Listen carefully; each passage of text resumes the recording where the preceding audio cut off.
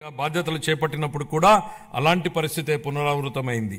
గత పాలకులు జీతాలు కూడా సకాలంలో చెల్లించలేని స్థాయికి రాష్ట్ర ఆర్థిక పరిస్థితిని దిగజార్చారు. రాష్ట్రంలో అన్ని అభివృద్ధి కార్యకలాపాలు నిలిచిపోవడంతో రాష్ట్ర ఆర్థిక వ్యవస్థ కుప్పకూలింది. ఇలాంటి పరిస్థితుల్లో బడ్జెట్ ప్రవేశపెట్టడం క్లిష్టతరమైంది. కౌటిల్యుడు అర్థశాస్త్రంలో చెప్పినట్టు సామాన్యుల సంతోషమే రాజు సంతోషం, వారి సంక్షేమమే ఆయన సంక్షేమం. రాజు తన వ్యక్తిగత ప్రయోజనాలు సంక్షేమం గురించి ఎన్నడూ ఆలోచించకూడదు. ప్రజల ఆనందంలోనే తన ఆనందాన్ని పొందడానికి ఎల్లప్పుడూ ప్రయత్నించాలి. నందరాజ వంశపు దుర్మార్గపు పాలన తర్వాత సుసంపన్నమైన మరియు న్యాయపాలనను స్థాపించడంలో చంద్రగుప్త మౌర్యుడికి కౌటిల్యుడి మార్గదర్శకం వహించినట్లే గత ప్రభుత్వ పాలనలోని విధ్వంసకర విధానాల తర్వాత గౌరవనీయ ముఖ్యమంత్రి గారు పారదర్శక సంక్షేమం మరియు శాంతి భద్రతలతో కూడిన పాలనతో ప్రగతి పథం వైపు నడిపిస్తున్నారు. మన రాష్ట్ర పునర్నిర్మాణం కోసం ముఖ్యమంత్రి గారు నిరంతరం శ్రమిస్తున్నారు.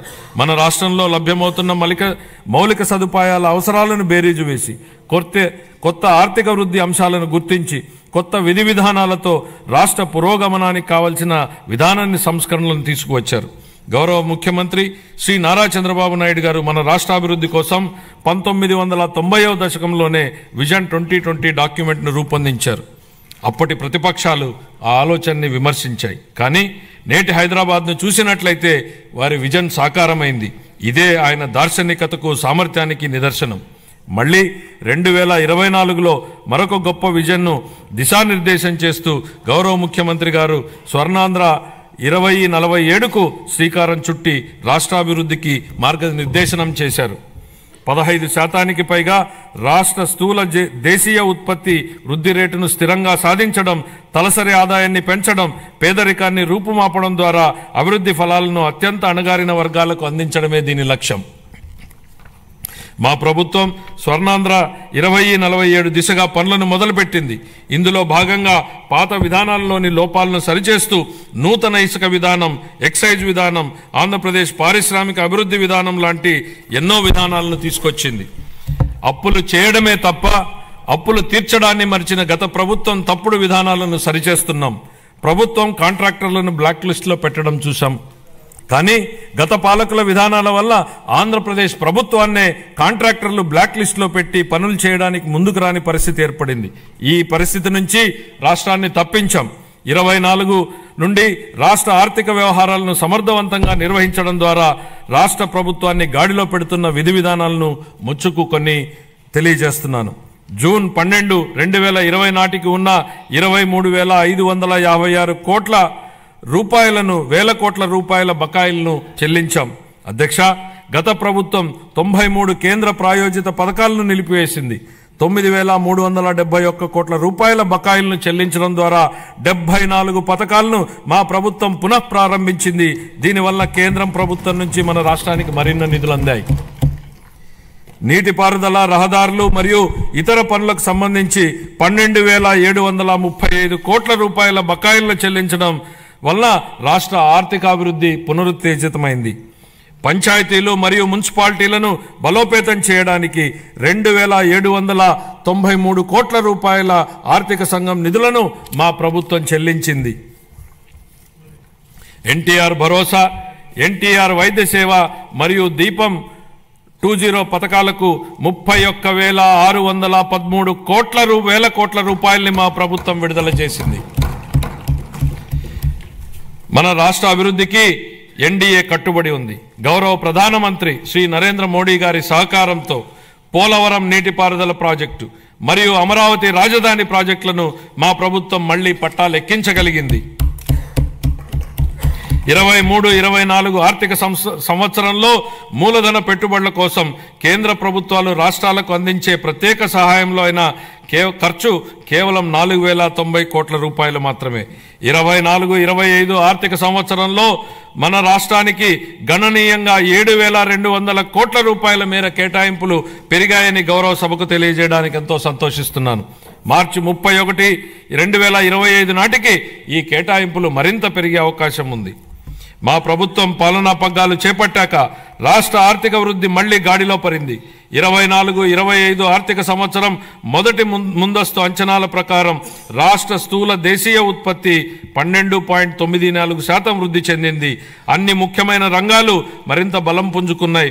వీటిలో వ్యవసాయం మరియు అనుబంధ రంగాలు 15.86%, పరిశ్రమలు 6-7% వృద్ధిని సాధించగా సేవల రంగం 11.7% వృద్ధిని సాధించగలిగాయి. జూన్ 2024 నుంచి అతి తక్కువ సమయంలోనే మా ప్రభుత్వం మేనిఫెస్టోలో ఇచ్చిన ఈ కింది ప్రధాన హామీలను నెరవేర్చింది. ఎన్టీఆర్ భరోసా పెన్షన్లను నెలకు 4,000 రూపాయలకు పెంచడం జరిగింది. పేదల కోసం 204 అన్నా క్యాంటీన్లను ఏర్పాటు చేయడం జరిగింది. దీపం పథకం ద్వారా ఉచిత సిలిండర్లను ఇవ్వడం జరుగుతోంది. అర్చకులు, ఇమాంలు మరియు మౌజన్లకు గౌరవ వేతనం పెంచడం జరిగింది. 16,347 ఉపాధ్యాయుల నియామక ప్రక్రియకు మా ప్రభుత్వం శ్రీకారం చుట్టింది. అధ్యక్ష, చేసే ప్రతి పనిని ప్రజల ఆమోదంతో చేయాలనేది చంద్రబాబు గారి ఆలోచన. నేడు, రేపు మరియు మర్నాడు ప్రజలను ఒప్పించి ముందుకు సాగాలి. ప్రజాస్వామ్యంలో ఇది నిరంతర ప్రక్రియ. We have to convince people today, tomorrow and day after tomorrow continuously in democracy అనేది ముఖ్యమంత్రి గారు పదే పదే చెప్తుంటారు. బడ్జెట్ అనేది కేవలం కేటాయింపులు మాత్రమే కాదు, ప్రజల ఆశలు, ఆకాంక్షలు, అభివృద్ధి, సంక్షేమం ఉన్న వనరులతో వీటిని సమతూకం చేయడమే బడ్జెట్ ప్రక్రియ. దీన్ని గత ప్రభుత్వం పూర్తిగా గాలికి వదిలేసింది. దీంతో ఆర్థిక వ్యవస్థ క్లిష్టతరంగా మారింది. దీన్ని సరిదిద్దే దిశగా 24-25 ఆర్థిక సంవత్సరపు మన బడ్జెట్ రాష్ట్ర దిద్దుబాటుకు పునాది వేసింది. ఇప్పుడు మా ప్రభుత్వం ప్రతి రూపాయిని లెక్కించి, ప్రతి శాఖతోనూ లోతుగా చర్చించి, ప్రతి అవసరాన్ని గుర్తించి, వారి భవిష్యత్ సవాళ్లను విశ్లేషించి 25-26 బడ్జెట్ను రూపొందించాం. అధ్యక్ష, గౌరవ ముఖ్యమంత్రి శ్రీ నారా చంద్రబాబు నాయుడు గారి సూచనలకు అనుగుణంగా శాఖల వారి కేటాయింపులను గౌరవ సభ ముందు ప్రతిపాదిస్తున్నాను. వ్యవసాయం మరియు అనుబంధ రంగాలు. ప్రముఖ వ్యవసాయ శాస్త్రవేత్త డాక్టర్ ఎంఎస్ స్వామినాథన్ గారి మాటలు నాకు గుర్తుకొస్తున్నాయి. వ్యవసాయం గాడి తప్పితే మరేదీ సక్రమంగా సాగడానికి అవకాశం ఉండదు. మన రాష్ట్ర వ్యవసాయ రంగం 62% జనాభాకు ఆసరాగా ఉంటూ మన ఆర్థిక వ్యవస్థకు వెన్నెముకగా నిలుస్తోందన్నది వాస్తవం. వ్యవసాయ రంగం ఎంతో ప్రాముఖ్యతను కలిగి ఉన్నప్పటికీ ఈ రంగానికి సంబంధించి అనేక కీలక పథకాలను అమలు చేయడంలో గత ప్రభుత్వం పూర్తిగా విఫలమైంది. వివిధ వ్యవసాయ పథకాల కింద చెల్లించవలసిన 5,510 కోట్ల రూపాయల బకాయిలను గత ప్రభుత్వం చెల్లించలేదు. వీటిలో 693 కోట్ల రూపాయల బకాయిలను మా ప్రభుత్వం చెల్లించింది.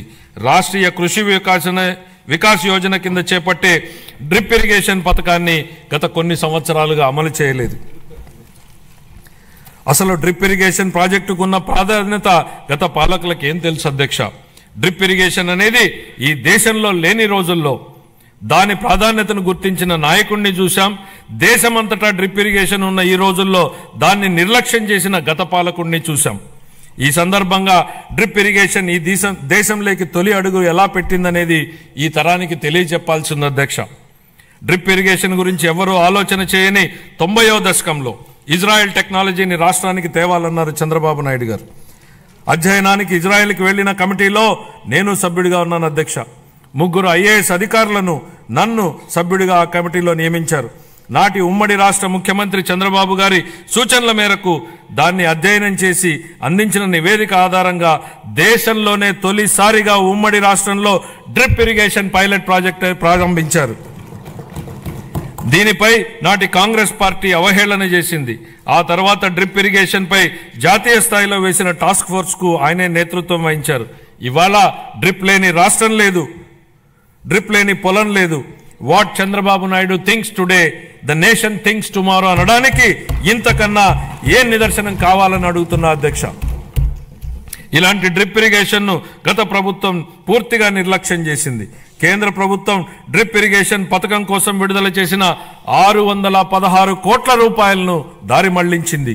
మా ప్రభుత్వం ఏర్పడిన తర్వాత డ్రిప్ ఇరిగేషన్ కోసం 176 కోట్లను విడుదల చేసి అదనంగా 85,000 హెక్టార్లను డ్రిప్ ఇరిగేషన్ కింద తీసుకురావడానికి మా ప్రభుత్వం అనుమతులిచ్చింది. జీవితంలో ఒక్కసారైనా డాక్టర్, లాయర్, పోలీసు మరియు బోధకుడు అవసరమని చెప్తా ఉంటారు. కానీ రైతు ప్రతిరోజు అవసరం, 3 పూటల అవసరం. కాబట్టి అలాంటి అన్నదాతకు ప్రగాఢ కృతజ్ఞతా భావంతో మేం మరో సూపర్ 6 హామీని నెరవేర్చడానికి సిద్ధమవుతున్నామని తెలియజేయడానికి ఎంతో సంతోషంగా ఉంది. ఎన్ని ఆర్థిక ఇబ్బందులున్నా అన్నదాత సుఖీభావ పథకం కింద ప్రతి రైతుకు ఏటా 20,000 రూపాయల అందించేలా కేటాయింపులు చెప్పామనడానికి గర్విస్తున్నాం అధ్యక్ష. మా ప్రభుత్వం వ్యవసాయ రంగానికి ఊతమిచ్చేందుకు రాష్ట్ర వ్యాప్తంగా 21.87 లక్షల వ్యవసాయ పంపు సెట్లకు 9 గంటల ఉచిత విద్యుత్తుని సరఫరా చేస్తోంది. చేపల వేట నిషేధ కాలంలో మత్స్యకారులకు అందించే ఆర్థిక సహాయాన్ని 10,000 రూపాయల నుండి 20,000 రూపాయలకు రెట్టింపు చేస్తామనే మేనిఫెస్టోలోని మరొక హామీని నెరవేర్చడానికి తగిన కేటాయింపులు చేశామని సంతోషంగా ప్రకటిస్తున్నాం. 25-26 ఆర్థిక సంవత్సరానికి వ్యవసాయం మరియు అనుబంధ రంగాలకు 13,487 కోట్ల రూపాయల కేటాయింపును ప్రతిపాదిస్తున్నాను. పౌర సరఫరాల శాఖ కాలే కడుపుకు పట్టడన్నం పెట్టడమే మా సిద్ధాంతం అని చెప్పిన శ్రీ నందమూరి తారక రామారావు గారు దాన్ని నిజం చేసే దిశగా 94లో సంవత్సరంలో 2 రూపాయలకి కిలో బియ్యం పథకం ప్రవేశపెట్టారు. దేశం మొత్తం ఈ నమూనానే అనుకరించింది. మన రాష్ట్రంలో ప్రారంభమైన ఈ పథకం 3 దశాబ్దాల తర్వాత జాతీయ ఆహార భద్రతా చట్టం 2013 రూపకల్పనకు ఆధారమైంది. ప్రజా పంపిణీ వ్యవస్థ ద్వారా పేదలకు నాణ్యమైన బియ్యాన్ని మా ప్రభుత్వం సరఫరా చేస్తోంది. వచ్చే విద్యా సంవత్సరం నుండి మధ్యాహ్న భోజనం కింద ప్రభుత్వ పాఠశాలలకు మరియు సాంఘిక సంక్షేమ వసతి గృహాలకు ప్రత్యేకంగా ప్యాక్ చేయబడిన నాణ్యమైన బియ్యం సరఫరా చేయబడుతుందని గౌరవ సభకు తెలియజేస్తున్నాను. గత ప్రభుత్వం నిర్లక్ష్యం చేసిన ధాన్య సేకరణ ప్రక్రియను మా ప్రభుత్వం మెరుగుపరిచింది. వ్యవసాయ రాబడిలో వరి కొనుగోళ్లకు ఇచ్చే మద్దతు ధర ముఖ్యమైనది అని మనందరికీ తెలుసు. 2024 ఖరీఫ్ కాలానికి గాను 5.50 లక్షల మంది రైతులకు 32.7 లక్షల మెట్రిక్ టన్నుల ధాన్యం కొనుగోళ్లకు గాను మా ప్రభుత్వం 7,564 కోట్ల రూపాయలను 48 గంటల్లోనే చెల్లించడం జరిగిందని గౌరవ సభకు తెలియజేస్తున్నాను. వాస్తవానికి 90% మంది రైతులకు 24 గంటల్లోనే చెల్లింపులు జరిగాయి. గత ప్రభుత్వ హయాంలో పెండింగ్లో ఉంచిన ధాన్యం కొనుగోలు చెల్లింపులకు సంబంధించి 1,674 కోట్ల రూపాయలను మా ప్రభుత్వం చెల్లించింది. తన సోదరీమణుల వంటింటి కష్టాల నుండి గట్టెక్కించడానికి మన గౌరవ ముఖ్యమంత్రి గారు 1999 సంవత్సరంలో దీపం పథకాన్ని తెచ్చారు. ఆ పథకం సాంప్రదాయ కట్టెల పొయ్యి వాడకం నుండి ఎల్పిజి సిలిండర్ల వాడకం వైపుకు పేద మహిళలు మారడానికి దోహదం చేసింది. మహిళలు మహారాణులు అనే విశ్వాసంతో మా ప్రభుత్వం ఆ వారసత్వాన్ని నేడు కొనసాగిస్తూ దీపం 2.0 పథకాన్ని ప్రారంభించింది.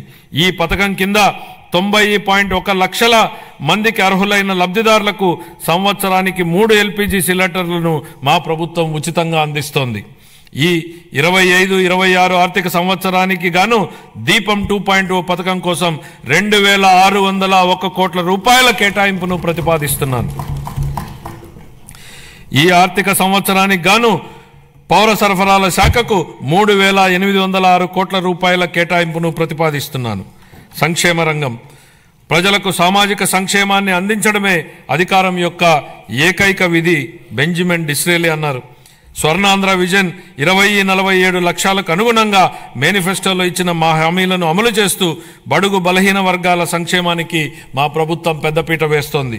వృద్ధులను ఓటు బ్యాంకుగా పరిగణించకుండా వారి జీవితాలకు ఆసరా కల్పించడాన్ని మా ప్రభుత్వం ఒక సామాజిక బాధ్యతగా భావించి మన గౌరవ ముఖ్యమంత్రి గారు సామాజిక భద్రతను ఆర్థిక కోణంలో కాకుండా మానవతా దృక్పథంతో చూస్తూ లక్షల కుటుంబాలకు పెద్ద కొడుకుగా మారి 35 రూపాయలతో ప్రారంభమైన పింఛన్ను ఎన్టీఆర్ భరోసా పింఛన్ల పేరుతో ఇప్పుడు 4,000 రూపాయలకు పెంచడం జరిగింది.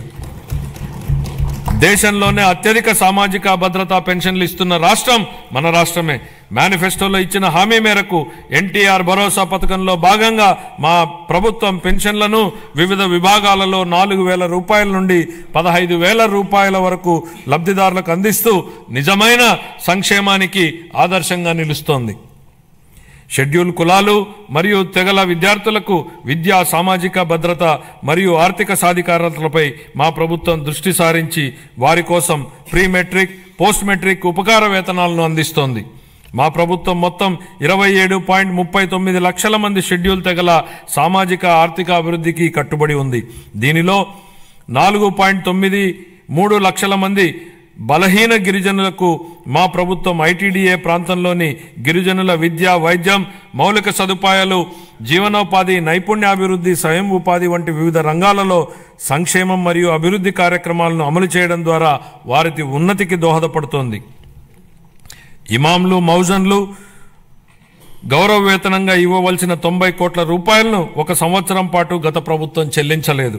మా ప్రభుత్వం వచ్చిన తర్వాత వారికి గౌరవ వేతనాన్ని 15,000 రూపాయల చొప్పున చెల్లించాం. నిర్వీర్యమైన వక్ఫ్ బోర్డుని పునరుద్ధరించాం. మద్యం లైసెన్సుల్లో 10% కల్లు గీత కార్మికులకు కేటాయించడం జరిగింది. ధూపదీప నైవేద్యాలకు 10,000 మరియు అర్చకులకు కనీస గౌరవ వేతనాన్ని 15,000కు పెంచాం. ఇంతేకాకుండా పేదలపై భారాన్ని తగ్గించడానికి దారిద్ర్య రేఖకు దిగువనున్న ఎస్సీ, ఎస్టీ కుటుంబాలకు నెలకు 200 యూనిట్ల ఉచిత విద్యుత్తును మా ప్రభుత్వం అందిస్తోంది. అలాగే దారిద్ర్య రేఖకు దిగువన ఉన్న వెనుకబడిన తరగతులకు చెందిన చేనేత అన్నలకు, నాయి బ్రాహ్మణుల సెలూన్లకు ఉచితంగా విద్యుత్తును అందిస్తున్నాం. చేతి వృత్తులు, హస్త కళాకారులు, ఇతర సాంప్రదాయ వృత్తుల వారికి గతంలో అండగా నిలిచిన ఆదరణ పథకాన్ని పునఃప్రారంభిస్తున్నాం. ఈ పథకం అందించే పనిముట్లు మరియు ఉపకరణాల వినియోగంతో ఉత్పాదకత పెరిగి స్థిరమైన ఆదాయం పొందడానికి దోహదపడుతుంది. 25-26 ఆర్థిక సంవత్సరానికి షెడ్యూల్ కులాల సంక్షేమం కోసం 20,281 కోట్ల రూపాయలను, షెడ్యూల్ తెగల సంక్షేమం కోసం 8,159 కోట్ల రూపాయలు, వెనుకబడిన వర్గాల సంక్షేమం కోసం 47,456 కోట్ల రూపాయలను, అల్పసంఖ్యాక వర్గాల సంక్షేమం కోసం 5,434 కోట్ల రూపాయల కేటాయింపును ప్రతిపాదిస్తున్నాను. మహిళాభివృద్ధి మరియు శిశు సంక్షేమం. అసంబద్ధ సామాజిక కట్టుబాట్లను ధిక్కరించి భారతదేశంలో తొలి మహిళా ఉపాధ్యాయులుగా గుర్తింపు పొందిన శ్రీమతి సావిత్రిబాయి పూలే ఈ విధంగా అన్నారు: ఒక మహిళకు సాధికారత కల్పిస్తే మొత్తం సమాజాన్నే ఉద్ధరించినట్లవుతుంది. మా నాయకుడు గౌరవ ముఖ్యమంత్రి శ్రీ నారా చంద్రబాబు నాయుడు గారు ఈ సిద్ధాంతాన్ని దృఢంగా విశ్వసించి స్వయం సహాయక సంఘాల ద్వారా మహిళలకు సాధికారత కల్పించిన మొదటి వ్యక్తి. వంటగదికే పరిమితమైన మహిళలు స్వయం సహాయక సంఘాల ద్వారా సామాజిక ఉద్యమంలో భాగస్వాములయ్యారు. మన రాష్ట్రం స్వయం సహాయక సంఘాల ఉద్యమానికి పర్యాయపదంగా దేశానికి ఆదర్శంగా నిలిచింది. నేడు మన రాష్ట్రంలో 10 లక్షలకు పైగా స్వయం సహాయక సంఘాలు పనిచేస్తూ రాష్ట్ర ఆర్థిక కార్యకలాపాలలో ప్రముఖ పాత్ర పోషిస్తున్నాయి. స్వయం సహాయక సంఘాల ద్వారా సాధించిన ఈ సాధికారత ఎంతగా ఉందంటే రాష్ట్ర సంక్షేమ విధానాలను మరియు రాజకీయాలను ప్రభావితం చేసే శక్తిగా డ్వాక్రా వ్యవస్థ రూపొందింది. స్త్రీ నిధికి కేటాయించిన నిధుల్లో 750 కోట్ల రూపాయలను గత ప్రభుత్వం పక్కదారి పట్టించింది.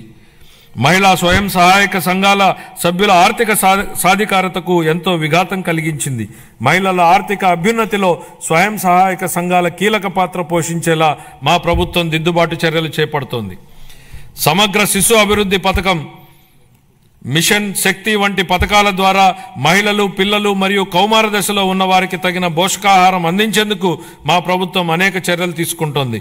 మేనిఫెస్టోలో హామీ మేరకు అంగన్వాడీ కార్యకర్తలకు గ్రాట్యుటీ మంజూరు చేసిన ఘనత మా ప్రభుత్వానిదే.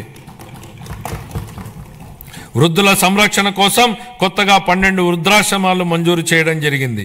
25-26 ఆర్థిక సంవత్సరానికి గాను మహిళలు, పిల్లలు, దివ్యాంగులు మరియు వృద్ధుల సంక్షేమ శాఖకు 4,332 కోట్ల రూపాయల కేటాయింపును ప్రతిపాదిస్తున్నాను. నైపుణ్యాభివృద్ధి గురించి మన గౌరవనీయ ముఖ్యమంత్రి గారి మాటల్లో జ్ఞాన ఆధారిత ఆర్థిక వ్యవస్థలో నిరంతరం నైపుణ్యాలను మెరుగుపరుచుకోవడం చాలా కీలకం. కాలానుగుణంగా మారుతున్న పరిశ్రమల యొక్క అవసరాలను తీర్చడానికి నైపుణ్యం కలిగిన మానవ వనరులు చాలా ముఖ్యం. మా ప్రభుత్వం శ్రామిక జనాభా నైపుణ్యాలను అంచనా వేసి అభివృద్ధి చెందుతున్న పరిశ్రమల అవసరాలకు అనుగుణంగా వారిని తయారు చేసే దిశగా నైపుణ్య గణన జరుపుతోంది. స్థానిక పరిశ్రమల డిమాండ్ను తీర్చడానికి నిరుద్యోగ యువతకు మరియు కళాశాల డ్రాపౌట్లకు శిక్షణ ఇచ్చేందుకు 83 పారిశ్రామిక శిక్షణ సంస్థలలో నైపుణ్య కేంద్రాలను ఏర్పాటు చేయడం జరిగింది. ప్రధానమంత్రి జన్ వికాస్ కార్యక్రమం కింద అల్పసంఖ్యాక వర్గాల వారి కోసం ప్రత్యేకంగా 4 కొత్త పారిశ్రామిక శిక్షణ సంస్థలను ఏర్పాటు చేయడానికి ఇప్పటికే ప్రతిపాదనలు చేయడం జరిగింది. 25-26 ఆర్థిక సంవత్సరానికి నైపుణ్యాభివృద్ధి మరియు శిక్షణా శాఖకు 1,228 కోట్ల రూపాయల కేటాయింపును ప్రతిపాదిస్తున్నాను. పాఠశాల విద్య. గత ప్రభుత్వ దుర్మార్గపు పాలన కాలంలో రాష్ట్ర విద్యా వ్యవస్థపై దృష్టి సారించకపోవడం, నిర్లక్ష్యం మరియు తప్పుడు విధానాల వల్ల మన రాష్ట్రంలోని 2.43 లక్షల మంది విద్యార్థులు బడి మానివేయడంతో వారి భవిష్యత్ ప్రమాదంలోకి నెట్టివేయబడింది. ఇలాంటి పరిస్థితుల్లో విద్యా వ్యవస్థను చక్కదిద్దే అత్యంత కఠినమైన బాధ్యతను మంత్రి నారా లోకేష్ గారు తన భుజస్కంధాల మీద వేసుకున్నారు. నేటి బాలలే రేపటి పౌరులనే భావనతో విద్యా వ్యవస్థను ప్రక్షాళన చేయడం మొదలుపెట్టారు. రిజల్ట్ ఓరియంటెడ్ ఎడ్యుకేషన్ పై దృష్టి సారించి ఆర్టిఫిషియల్ ఇంటెలిజెన్స్ వంటి టెక్నాలజీ విషయాలను ప్రధాన పాఠ్యాంశాలుగా తీసుకురావడానికి ఆయన చేసిన ప్రయత్నాలతో మన పిల్లలు ప్రపంచ స్థాయిలో పోటీపడి రాణించడానికి సిద్ధమవుతున్నారు. సమాజానికి విద్య ఎంత అవసరమో చైనీయుల సామెత ద్వారా వ్యక్తీకరించబడింది. మీరు సంవత్సరానికి ప్రణాళిక వేస్తే వరి నాటండి, దశాబ్దానికి ప్రణాళిక వేస్తే చెట్లు నాటండి, జీవితకాలానికి ప్రణాళిక వేస్తే ప్రజలకు విద్య నేర్పండి. పిల్లలకు విద్య అందించడం తల్లిదండ్రులకు భారం కాకూడదని మా ప్రభుత్వం బలంగా విశ్వసిస్తోంది. ఏ కారణం చేతను ఏ బిడ్డ విద్యకు దూరం కాకూడదని విశ్వసిస్తున్నాం. ప్రతి తల్లి తన పిల్లలను పాఠశాలకు పంపేలా ప్రోత్సహించే లక్ష్యంతో మరో సూపర్ 6 హామీని అమలు పరిచే దిశగా తల్లికి వందనం పథకాన్ని ప్రారంభిస్తున్నాం. 25-26 విద్యా సంవత్సరం నుంచి ఈ పథకం కింద 15,000 రూపాయల ఆర్థిక సహాయాన్ని అందించుతున్నాం. చదువుకునే ప్రతి విద్యార్థి తల్లికి ఈ పథకాన్ని అందించడానికి కేటాయింపులు జరుపుతున్నాం. ఈ పథకం ప్రభుత్వ మరియు ప్రైవేటు పాఠశాలలో 1 నుండి 12వ తరగతి వరకు చదువుతున్న పిల్లలకు వర్తిస్తుంది. అదేవిధంగా సర్వేపల్లి రాధాకృష్ణ విద్యామిత్ర పథకం ద్వారా 35.69 లక్షల మంది విద్యార్థులకు ఉచితంగా పుస్తకాలు, యూనిఫామ్లు, డొక్కా సీతమ్మ మధ్యాహ్న బడి భోజనం పథకం ద్వారా విద్యార్థులకు పౌష్టికాహారాన్ని అందిస్తున్నాం. ఉపాధ్యాయులకు స్నేహపూర్వక వాతావరణంలో కూడిన విద్యా వ్యవస్థ కోసం గౌరవనీయ మానవ వనరుల అభివృద్ధి శాఖ మంత్రి నారా లోకేష్ గారి చొరవతో మా ప్రభుత్వం అన్ని ప్రభుత్వ పాఠశాలలకు ఉచిత విద్యుత్తును అందించాలని నిర్ణయించిందని గౌరవ సభకు ఎంతో సంతోషంగా ప్రకటిస్తున్నాను. ఇది స్థానిక సంస్థలపై ఆర్థిక భారాన్ని తగ్గించడమే కాక ఉపాధ్యాయులు మరియు విద్యార్థులకు ఒత్తిడి లేని వాతావరణాన్ని కల్పిస్తుంది. 25-26 ఆర్థిక సంవత్సరానికి పాఠశాల విద్యాశాఖకు 31,805 కోట్ల రూపాయలను కేటాయింపును ప్రతిపాదిస్తున్నాను. ఉన్నత విద్య. భవిష్యత్ సవాళ్లను విద్యార్థులకు సిద్ధం చేయడానికి మరియు అందరికీ సమాన అవకాశాలు కల్పించడం కోసం బలమైన సమ్మిళిత ఉన్నత విద్యా వ్యవస్థ నిర్మించడానికి ప్రభుత్వం అంకిత భావంతో ఉంది.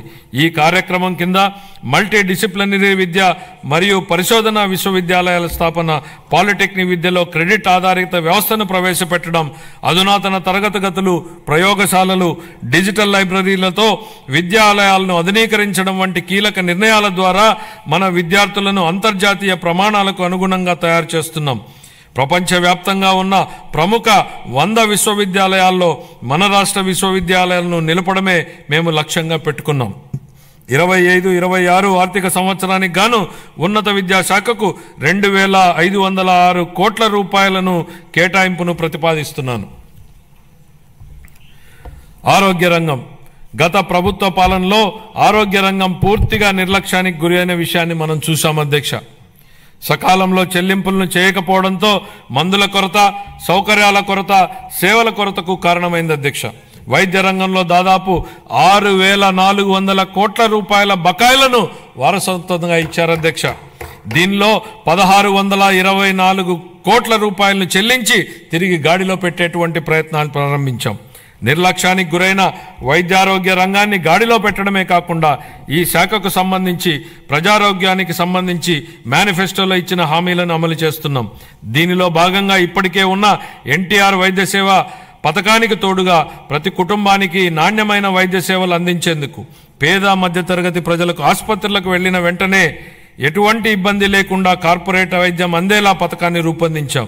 దీనిలో భాగంగా ప్రతి కుటుంబానికి 25 లక్షల రూపాయల ఆరోగ్య బీమా పథకాన్ని అందుబాటులోకి తీసుకొచ్చేందుకు మా ప్రభుత్వం ప్రణాళికలు చేపట్టింది.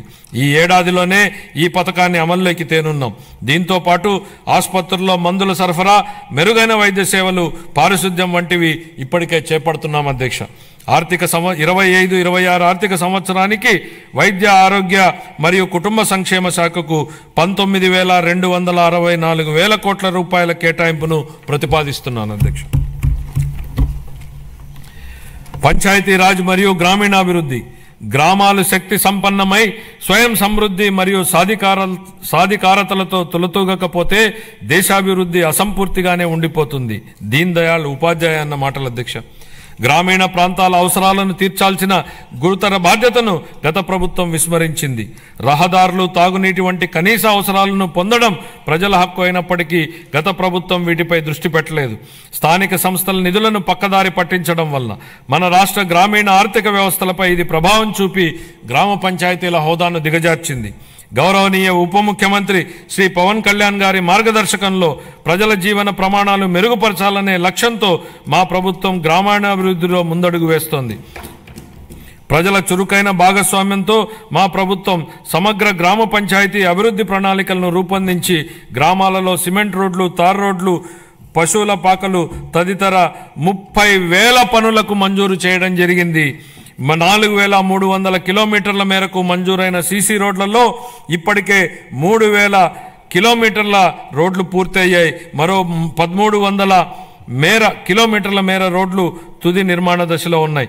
వీటి ఫలితంగా గ్రామీణ ప్రాంతాలలో పరిశుభ్రమైన వాతావరణం ఏర్పడి ఆర్థిక కార్యకలాపాలు, ఉపాధి కల్పన జరిగింది. గత ప్రభుత్వం 5 ఏళ్లుగా స్మార్ట్ ఎల్ఈడి వీధి దీపాల పథకాన్ని పూర్తిగా నిర్లక్ష్యం చేసింది. 150 కోట్ల రూపాయల మేరకు బకాయిలను చెల్లించడం ద్వారా మా ప్రభుత్వాన్ని ఈ కార్యక్రమాన్ని పునరుద్ధరించింది. కేంద్ర ప్రభుత్వం జల్ జీవన్ మిషన్ను ఆగస్టు 15, 2019లో ప్రారంభించినప్పటి నుండి 2024-25 వరకు 13,499 కోట్ల రూపాయలను కేంద్ర ప్రభుత్వం కేటాయించినప్పటికీ గత ప్రభుత్వం మన రాష్ట్రాన్ని సకాలంలో విడుదల చేయకపోవడం వలన కేవలం 2,255 కోట్ల రూపాయలను మాత్రమే వినియోగించుకోగలిగింది. ఛత్తీస్గఢ్, జార్ఖండ్, గుజరాత్, ఒడిశా వంటి రాష్ట్రాలు 23-24 సంవత్సరానికి కేంద్రం నుంచి మనకంటే తక్కువ కేటాయింపులు పొందినప్పటికీ మన రాష్ట్రం కంటే ఎక్కువ నిధులను వినియోగించుకున్నాయి. మా ప్రభుత్వం ఈ పథకాన్ని పునరుద్ధరించడానికి చొరవ తీసుకుంది. మా ప్రభుత్వ అభ్యర్థన మేరకు ఈ పథకం గడువును 2028 వరకు పొడిగించిన కేంద్ర ప్రభుత్వానికి ఈ గౌరవ సభ ద్వారా ధన్యవాదాలు తెలియజేస్తున్నాను. దీనిలో భాగంగా సుస్థిర ఉపరితల నీటి రిజర్వాయర్ల నుండి 95.44 లక్షల గ్రామీణ గృహాలకు నీరు అందించాలని మా ప్రభుత్వం లక్ష్యంగా పెట్టుకుంది. మహాత్మా గాంధీ జాతీయ గ్రామీణ ఉపాధి హామీ పథకం కింద 45.3 లక్షల కుటుంబాలకు చెందిన 72 లక్షల మందికి ఉపాధి కల్పించడం జరిగింది. మా ప్రభుత్వం రైతులకు మేలు చేకూరేలా పొలాలకు అనుసంధాన రహదారులు వేస్తోంది. అన్ని గ్రామాలలో స్వచ్ఛ భారత్ మిషన్ కింద ఘన మరియు ద్రవ వ్యర్థాల నిర్వహణ కార్యకలాపాలను చేపట్టడం వలన అవి పరిశుభ్రమైన మరియు ఆదర్శ గ్రామాలుగా మార్పు చెందనున్నాయి. గ్రామీణ ప్రాంతాల్లో మౌలిక వసతులు, రోడ్ల నిర్మాణం విషయంలో గత ప్రభుత్వాల నిర్లక్ష్యాల వలన భయంకరమైన భరింపశక్యంగాని వారసత్వం మా ప్రభుత్వానికి వచ్చింది అధ్యక్ష. పల్లెల్లో ఎక్కడ చూసినా గుంతలమైన రోడ్లే కనిపించాయి. వంతెనలు లేక కనెక్టివిటీ లేని గ్రామాలకు అనుసంధానం ఏర్పడుతున్న ఈ రోజుల్లో రోడ్లు సరిగా లేక గ్రామాలకు అనుసంధానం లేని పరిస్థితి గత ప్రభుత్వంలో ఏర్పడింది. ప్రధానమంత్రి గ్రామీణ సడక్ యోజన, ఆంధ్రప్రదేశ్ గ్రామీణ రహదారుల అనుసంధాన మరియు ప్రాజెక్టు మరియు జాతీయ వ్యవసాయ మరియు గ్రామీణాభివృద్ధి బ్యాంకు నిధుల కింద ఈ రోడ్లను అభివృద్ధి చేసే ప్రయత్నాలను ప్రారంభించాం. అన్ని వాతావరణ పరిస్థితులను తట్టుకోగలిగే రహదారులను నిర్మించి అనుసంధానతను కల్పించే దిశగా పీఎం జన్మన్ పథకం మన రాష్ట్రంలో అమలు చేయబడుతోంది. 2025-26 ఆర్థిక సంవత్సరానికి గాను పంచాయతీరాజ్ మరియు గ్రామీణాభివృద్ధి శాఖకు 18,847 కోట్ల రూపాయల కేటాయింపును ప్రతిపాదిస్తున్నారు. పట్టణాభివృద్ధి వేగంగా పెరుగుతున్న జనాభా దృష్ట్యా సమర్థవంతమైన పట్టణ ప్రణాళికను రూపొందించడం చాలా ముఖ్యం. పెరుగుతున్న పట్టణీకరణ అవసరాలను తీర్చడానికి అనుగుణంగా అభివృద్ధి చెందుతున్న నగరాలు మౌలిక సదుపాయాలను కలిగి ఉండాలి. రాష్ట్రాన్ని సర్వనాశనం చేసేలా ప్రణాళికాబద్ధంగా వికేంద్రీకరణ మంత్రాన్ని జపించిన గత ప్రభుత్వం బిల్లుల చెల్లింపుల విషయానికి వచ్చేటప్పటికి మాత్రం కేంద్రీకృత విధానాన్ని అమలు చేసింది. ఉదాహరణకు మున్సిపాలిటీలలో చేసే చెల్లింపులను గత ప్రభుత్వం కేంద్రీకృతం చేసింది అధ్యక్ష. దీని ద్వారా స్థానిక స్వపరిపాలన స్ఫూర్తికి గత ప్రభుత్వం పాతరేసింది.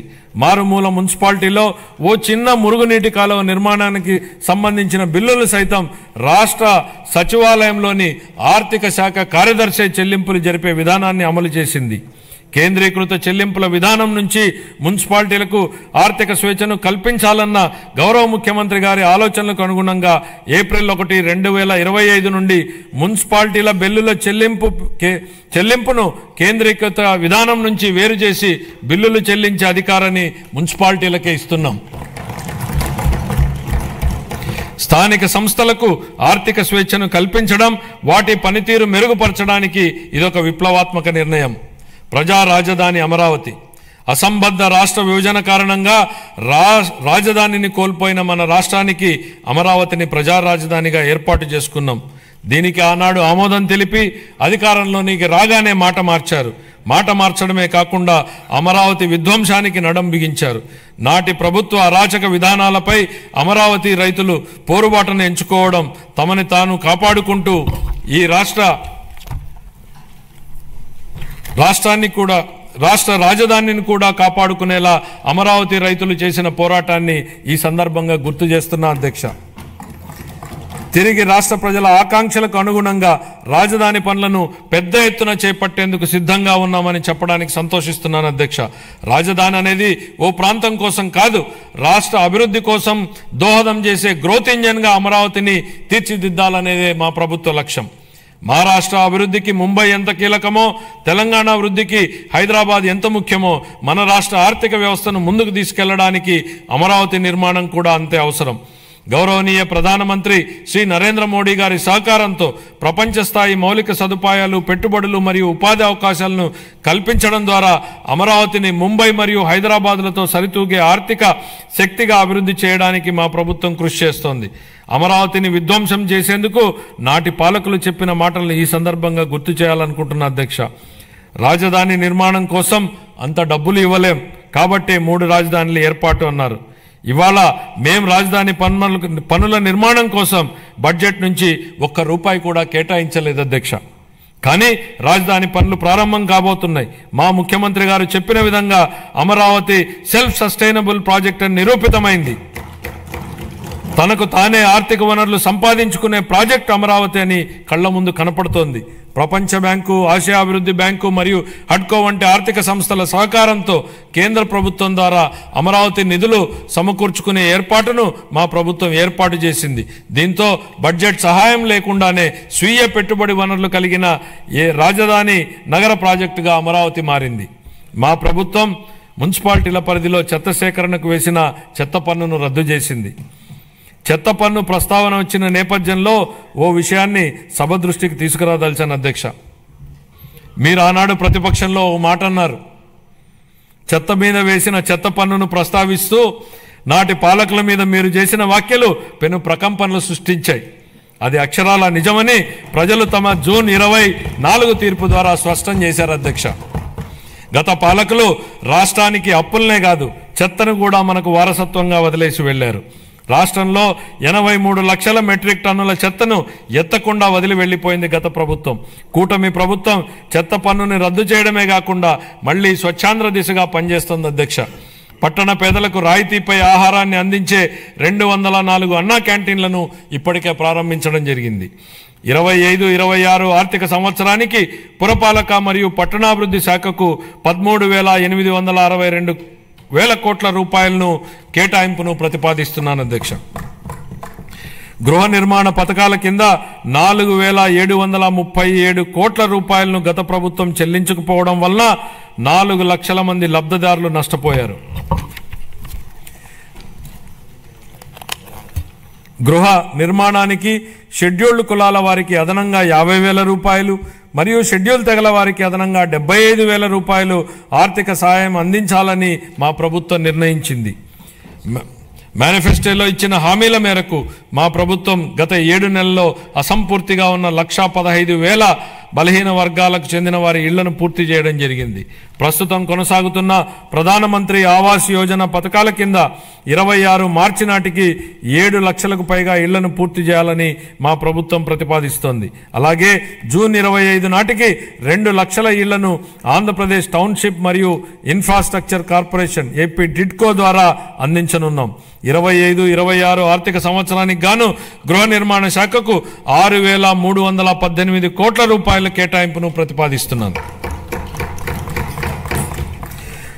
జలవనరులు కరువు రహిత ఆంధ్రప్రదేశ్ దిశగా ఈ భూమిపై ఏదైనా అద్భుతం ఉందంటే అది నీరే అన్న లోరెన్ ఐస్లీ అమెరికన్ ఆంథ్రోపాలజిస్ట్ మాటలు గుర్తు చేసుకుంటున్నాం అధ్యక్ష. ఈ మాట నీటి ప్రాధాన్యతను వివరిస్తుంది అధ్యక్ష. సాగునీటి రంగాన్ని గత ప్రభుత్వం పూర్తిగా నిర్లక్ష్యం చేసింది. ఈ రంగాన్ని విధ్వంసం చేసింది. నీటి కోసం ఎదురు చూసే రాయలసీమ ఉత్తరాంధ్ర రైతులను నట్టేట ముంచింది. జీవనాడి లాంటి పోలవరం ప్రాజెక్టు మొదలుకుని పల్లెల్లో పిల్ల కాలువల నిర్వహణను కూడా సరిగ్గా పట్టించుకోకుండా వదిలేసింది. నిర్లక్ష్యం వల్ల గత ప్రభుత్వం హయాంలో కొట్టుకుపోయిన డ్యాంలన్నీ చూశాం. వాటి వైపు కన్నెత్తి చూడని పాలకుల్ని చూశాం. మరోవైపు తుంగభద్ర డ్యాంలో గేట్లు కొట్టుకుపోతే తెల్లారక ముందే పొరుగు రాష్ట్రానికి పరుగులు పెట్టించిన నేటి పాలకుడిని చూస్తున్నాం. ఇది మాకున్నటువంటి చిత్తశుద్ధి. గరిష్ట స్థాయిలో 10,000 కోట్ల రూపాయలకు పైగా బిల్లుల బకాయిలు ఉండడంతో అన్ని సాగునీటి ప్రాజెక్టుల పురోగతి కుంటుపడింది. తమ కక్ష సాధింపు రాజకీయాలలో భాగంగా గత ప్రభుత్వం దీర్ఘకాలంగా నిలిపివేసిన నీరు చెట్టు బిల్లులు సైతం ఇందులో ఉన్నాయి. 4,600 కోట్ల రూపాయల బకాయిలను చెల్లించి మా ప్రభుత్వం నిలిచిపోయిన ప్రాజెక్టులను పునరుద్ధరించింది. మిగిలిన బిల్లులను కూడా త్వరలోనే చెల్లించనున్నాం. పోలవరం ప్రాజెక్టు ప్రస్తుత మరియు భావితరాల ప్రజలకు జీవితాలను మెరుగుపరుస్తుందని, అలాగే రాయలసీమ ప్రాంతం మరియు ఉత్తర కోస్తా జిల్లాల భవిష్యత్తును మారుస్తుందని మా ప్రభుత్వం బలంగా విశ్వసిస్తోంది. భవిష్యత్తును తీర్చిదిద్ది వ్యవసాయాన్ని పరిరక్షించి మన రాష్ట్రాన్ని నీటి భద్రత గల కరువు రహిత రాష్ట్రంగా మార్చే శక్తి ఈ ప్రాజెక్టుకు ఉంది. మా ప్రభుత్వం ఈ ప్రాజెక్టు మొదటి దశకు గాను కేంద్ర ప్రభుత్వం నుండి 12,157 కోట్ల రూపాయలను పొందగలిగింది. ఇప్పటికి 73% పురోగతిని సాధించిన ఈ ప్రాజెక్టు 2027 నాటికి పూర్తి కానుంది. గోదావరి జలాలు ఏటా 2,000 టీఎంసీల నీరు సముద్ర పాలవుతున్న పరిస్థితి ఓవైపు, నీరు లేక ఎడారిగా మారుతున్న రాయలసీమ ప్రాంతం మరోవైపు. వృధాగవుతున్న నీటిని సద్వినియోగం చేసుకుంటూ ఆంధ్రప్రదేశ్ను కరువు రహిత రాష్ట్రంగా మారుస్తూ రైతుల జీవితాలలో వెలుగు నింపే దిశగా బృహత్తరమైన పోలవరం బనకచెర్ల నదుల అనుసంధాన ప్రాజెక్టును మన గౌరవ ముఖ్యమంత్రి గారు శ్రీకారం చుట్టారు. దీనికోసం ప్రణాళికలు రూపొందించే ప్రక్రియ ప్రారంభమైంది. ఈ బృహత్తరమైన ప్రాజెక్టుకు అవసరమయ్యే 1,000 కోట్ల రూపాయలను సమకూర్చుకోవడానికి ఉన్న అన్ని అవకాశాలను గౌరవ ముఖ్యమంత్రి గారు అన్వేషిస్తున్నారు. దీనిలో భాగంగా గోదావరి నది నుండి 2,000 టీఎంసీల వరద నీటిని మళ్లించడం ద్వారా ఈ ప్రాజెక్టు సాకారం కావాలని, చంద్రబాబు గారి కలలు నిజమవ్వాలని మనం అందరం కోరుకుందాం. పెండింగ్ బిల్లుల చెల్లింపుతో పాటు సుపరిపాలన అందించడం వలన పలు ప్రాజెక్టుల పురోగతి మళ్లీ పట్టాలెక్కింది. వీటిలో హంద్రీనీవా సుజల స్రవంతి ప్రాజెక్టు వెడల్పు చేసే పనులు ఇప్పటికే ప్రారంభమయ్యాయి. పూల సుబ్బయ్య వెలుగొండ ప్రాజెక్టు, చింతలపూడి ఎత్తిపోతల పథకం స్టేజ్ 2లోని బొడ్డేపల్లి రాజగోపాలరావు వంశధార ఫేజ్ 2 పనులు వివిధ దశల్లో ఉన్నాయి. 25-26 ఆర్థిక సంవత్సరానికి జలవనరుల శాఖకు 18,019 కోట్ల రూపాయల కేటాయింపును ప్రతిపాదిస్తున్నాను. పరిశ్రమలు మరియు వాణిజ్యం. గత ప్రభుత్వ ఉదాసీన వైఖరి మరియు అసంబద్ధ విధానాల వలన పరిశ్రమలు మూతపడడంతో ప్రజలు ఉద్యోగాలు కోల్పోయి అనేక కుటుంబాలు ఆర్థికంగా చితికిపోయాయి.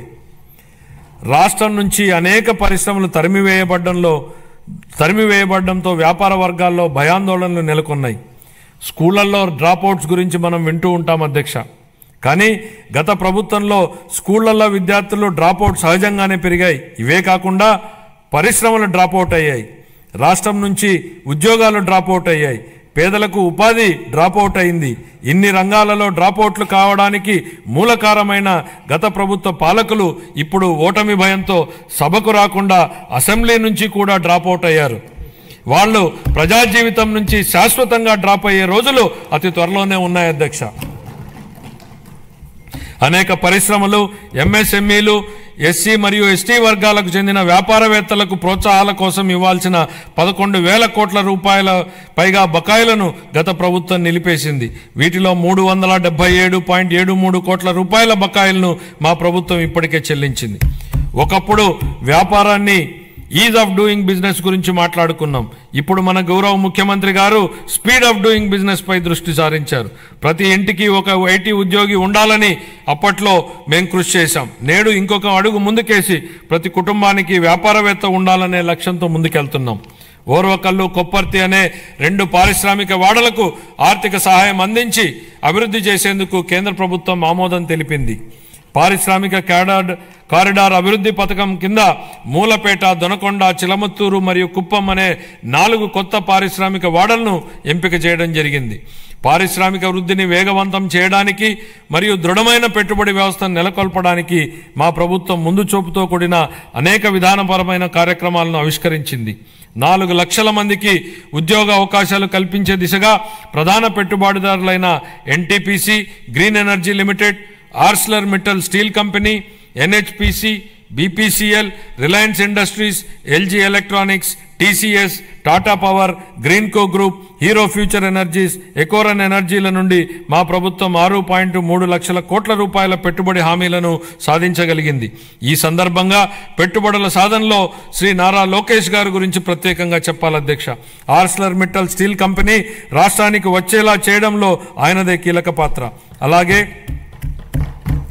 ప్రతిష్టాత్మక సంస్థలకు చెందిన డేటా సెంటర్లను రాష్ట్రానికి వచ్చేలా చేసే విషయమై లోకేష్ గారు దృష్టి పెట్టారు. 25-26 ఆర్థిక సంవత్సరానికి గాను పరిశ్రమలు మరియు వాణిజ్య శాఖకు 3,156 కోట్ల రూపాయలను కేటాయింపును ప్రతిపాదిస్తున్నాను. ఇంధన రంగం ప్రమాణ స్వీకారం చేసిన రోజునే గత ప్రభుత్వం విద్యుత్ కొనుగోలు ఒప్పందాలను రద్దు చేస్తున్నట్లు ప్రకటించడంతో విద్యుత్ రంగం సర్వనాశనమైంది. అసమర్థ పాలన, అప్పులు పెరిగి మరియు టారిఫ్ భారం కారణంగా ఈ రంగం 1.29 లక్షల కోట్ల రూపాయలకు పైగా నష్టాలను చవిచూసింది. విద్యుత్ కొనుగోలు ఒప్పందాలను గత ప్రభుత్వం నిర్లక్ష్యంగా రద్దు చేయడంతో మన రాష్ట్రం అధిక ధరకు విద్యుత్తును కొనుగోలు చేయాల్సి వచ్చింది. దీనివల్ల ట్రూ అప్ ఛార్జీల పేరుతో ప్రజలపై పెనుభారం మోపబడింది. గౌరవ ముఖ్యమంత్రి గారి దార్శనిక నాయకత్వంలో మన రాష్ట్ర ఇంధన రంగం నేడు పునరుజ్జీవం పొందుతోంది. గ్రీన్ హైడ్రోజన్ ఉత్పత్తిలో 2030 నాటికి భారతదేశం యొక్క మొత్తం ఉత్పత్తిలో 1/3 సాధించాలనే ధ్యేయంతో రాష్ట్రాన్ని గ్రీన్ హైడ్రోజన్ హబ్గా మార్చడమే మా ప్రభుత్వ లక్ష్యం. Andhra Pradesh integrated clean energy policy 24 పునరుత్పాదక ఇంధన తయారీ జోన్ల ఏర్పాటు చేయడం ద్వారా ఇంధన రంగంలో పెట్టుబడులను ఆకర్షించి 7.5 లక్షల మందికి ప్రత్యక్ష మరియు పరోక్ష ఉపాధి అవకాశాలను కల్పించే ప్రయత్నాలు జరుగుతున్నాయి. 25-26 ఆర్థిక సంవత్సరానికి గాను ఇంధన శాఖకు 13,600 కోట్ల రూపాయల కేటాయింపును ప్రతిపాదిస్తున్నాను. రవాణా మరియు రహదారి భవనాల శాఖ గత పాలకుల నిర్లక్ష్యం వలన మరియు నిర్వహణ లోపం వలన రాష్ట్ర రహదారులు అధ్వానంగా తయారవడంతో పాటు ఉన్న మౌలిక సదుపాయాల పురోగతి కూడా కొన్ని సంవత్సరాలు వెనుకకు మరలింది. రహదారుల పునరుద్ధరణకు చేపట్టినటువంటి పాట్ హోల్ ఫ్రీ ఆంధ్ర గణనీయమైన పురోగతిని సాధించింది. మరమ్మతులు చేపట్టిన 20,059 కిలోమీటర్లలో 17,605 కిలోమీటర్ల మేర రహదారి పనులు కేవలం 3 నెలల వ్యవధిలో పూర్తి చేయడం జరిగింది. అదనంగా జిల్లా ప్రధాన కేంద్రాల నుండి మండల ప్రధాన కేంద్రాల వరకు మరియు వాటిని ఆనుకుని ఉన్న మండల ప్రధాన కేంద్రాల మధ్య 2 వరుసల రహదారి అనుసంధాన పనులు చేపడుతున్నాం. వీటిలో భాగంగా ఆంధ్రప్రదేశ్ మండల అనుసంధాన మరియు గ్రామ అనుసంధాన మెరుగుదల ప్రాజెక్టు మరియు ఆంధ్రప్రదేశ్ రహదారులు మరియు వంతెనల పునర్నిర్మాణ ప్రాజెక్టుల కింద 2,522 కిలోమీటర్ల రహదారి విస్తరణ పనులు మరియు 464 వంతెన నిర్మాణ పునర్నిర్మాణ పనులు ఉన్నాయి. 25-26 ఆర్థిక సంవత్సరానికి రవాణా రహదారులు మరియు భవనాల శాఖకు 8,785 కోట్ల రూపాయలను కేటాయింపును ప్రతిపాదిస్తున్నాం. పర్యాటక మరియు క్రీడలు మరియు సంస్కృతి. ఆంధ్రప్రదేశ్ పర్యాటక విధానం 24-29 ద్వారా మా ప్రభుత్వం పర్యాటక రంగానికి పరిశ్రమ హోదాను కల్పించడం జరిగింది. అత్యంత పర్యావరణ ప్రమాణాలతో కూడిన ప్రతిష్టాత్మక బ్లూ ఫ్లాగ్ సర్టిఫికేషన్ను ఋషికొండ బీచ్ నిలుపుకుంది. దీనికి తోడు అఖండ గోదావరి, గండికోట వంటి ఐకానిక్ పర్యటన ప్రాజెక్టులు పర్యాటకానికి అగ్రశ్రేణి గమ్యస్థానంగా రాష్ట్రం యొక్క ఖ్యాతిని ఇనుమడింపజేస్తున్నాయి. ఆంధ్రప్రదేశ్ క్రీడా విధానం 24-29 ద్వారా మెరుగైన క్రీడా సంస్కృతిని పెంపొందించడానికి మరియు క్రీడా నైపుణ్యాలను ప్రోత్సహించడానికి మా ప్రభుత్వం కట్టుబడి ఉంది. క్షేత్రస్థాయి క్రీడాకారులను ప్రోత్సహించి వారి క్రీడా శిక్షణను మెరుగుపరచడం ద్వారా మన రాష్ట్రాన్ని క్రీడా ప్రతిభకు ప్రముఖ కేంద్రంగా నిలబెట్టడమే ఈ క్రీడా విధానం యొక్క ముఖ్య ఉద్దేశం. 25-26 ఆర్థిక సంవత్సరానికి యువజన, పర్యాటక మరియు సాంస్కృతిక శాఖకు 469 కోట్ల రూపాయల కేటాయింపును ప్రతిపాదిస్తున్నాను. గృహ మంత్రిత్వ శాఖ గత ప్రభుత్వం అనుసరించే విధానాల వలన పోలీసు బలగాల స్థైర్యంపై దెబ్బతీశాయి, వారి సామర్థ్యాన్ని కుంగదీశాయి. దీని ఫలితంగా రాష్ట్రంలో అరాచకం రాజ్యం చేసింది. మాదక ద్రవ్యాలు అడ్డు అదుపు లేకుండా తాండవించాయి. పోలీసు బలగాల ఆత్మస్థైర్యాన్ని పెంపొందించడం కోసం 920 కోట్ల రూపాయల మేర పేరుకుపోయిన బకాయిల నుండి 250 కోట్ల రూపాయల బకాయిలను ఇటీవలే చెల్లించాం. గత ప్రభుత్వం 2 ఏళ్లుగా నిలిపేసిన గ్రూప్ పర్సనల్ యాక్సిడెంట్ ఇన్సూరెన్స్ పాలసీని మా ప్రభుత్వం పునరుద్ధరించడం జరిగింది. పోలీస్ దళం ఆధునీకరణ పథకం కింద 61.20 కోట్లని విడుదల చేశాం. శాంతి భద్రతలను బలోపేతం చేయడానికి మరియు ఉపాధి కల్పించడానికి 6,100 మంది పోలీసు కానిస్టేబుళ్ల నియామ ప్రక్రియ జరుగుతోంది. గంజాయి, ఇతర మాదక ద్రవ్యాల సాగు మరియు వీటి అక్రమ రవాణాను నిరోధించడానికి elite anti narcotic group of law enforcement ఈగల్ను మా ప్రభుత్వం ఏర్పాటు చేయడం జరిగింది. సైబర్ నేరాల ముప్పు పెరుగుతుండడంతో ప్రతి జిల్లాలో ఒక సైబర్ పోలీస్ స్టేషన్ని ఏర్పాటు చేయడానికి ప్రణాళికలు రూపొందించడం జరుగుతోంది. పోలీసు శాఖను మరింత చురుగ్గా తీర్చిదిద్దేందుకు వాహనాల కొనుగోలుకు మా ప్రభుత్వం కృషి చేస్తోంది. 25-26 ఆర్థిక సంవత్సరానికి గృహ మంత్రిత్వ శాఖకు 8,570 కోట్ల రూపాయల కేటాయింపును ప్రతిపాదిస్తున్నాను. రెవెన్యూ శాఖ గత ప్రభుత్వం ఆంధ్రప్రదేశ్ భూ హక్కు చట్టాన్ని సరైన జాగ్రత్తలు తీసుకోకుండా హడావిడిగా తీసుకొచ్చింది. ప్రజల నుండి వచ్చిన తీవ్రమైన ఒత్తిడి మేరకు ఈ చట్టాన్ని రద్దు చేసి భూ యాజమాన్యంపై ప్రజలకు ఉన్న భయాన్ని మా ప్రభుత్వం తొలగించింది. గ్రామ స్థాయిలో భూ సమస్యలను పరిష్కరించడానికి మా ప్రభుత్వం 17,403 గ్రామాలలో రెవెన్యూ సదస్సులను నిర్వహించి ఇప్పటి వరకు 90,315 అర్జీలను పరిష్కరించడం జరిగింది. సుమోటో కుల ధృవీకరణ విధానం ద్వారా రాష్ట్రంలోని అన్ని కుటుంబాలకు కుల ధృవీకరణ పత్రాలను ఆన్లైన్లో అందుబాటులో ఉంచడం జరిగింది. ఫ్రీ హోల్డ్ భూముల పునఃపరిశీలన చేపట్టి పూర్తి చేశాం. రీసర్వే పూర్తయిన 6,688 గ్రామాలలో గ్రామ సభలను జరిపి ఫిర్యాదుల పరిష్కారానికి తాజా ప్రాదేశిక డేటాను నిర్వహించడం జరుగుతోంది. కార్మిక శాఖ దారిద్ర్య రేఖకు దిగువన ఉన్న కుటుంబాల భద్రత కోసం కుటుంబ యజమానికి చంద్రన్న బీమా పథకం అమలుకు సంబంధించిన విధి విధానాలను నిర్ణయించేందుకు వర్కింగ్ కమిటీ ఏర్పాటు చేశాం. గుంటూరు, శ్రీ సిటీ, కర్నూలు, పెనుగొండ, అచ్యుతాపురం, శ్రీకాకుళం మరియు నెల్లూరు జిల్లాలలో ఈఎస్ఐ ఆసుపత్రుల నిర్మాణానికి భూములను గుర్తించడం జరిగింది.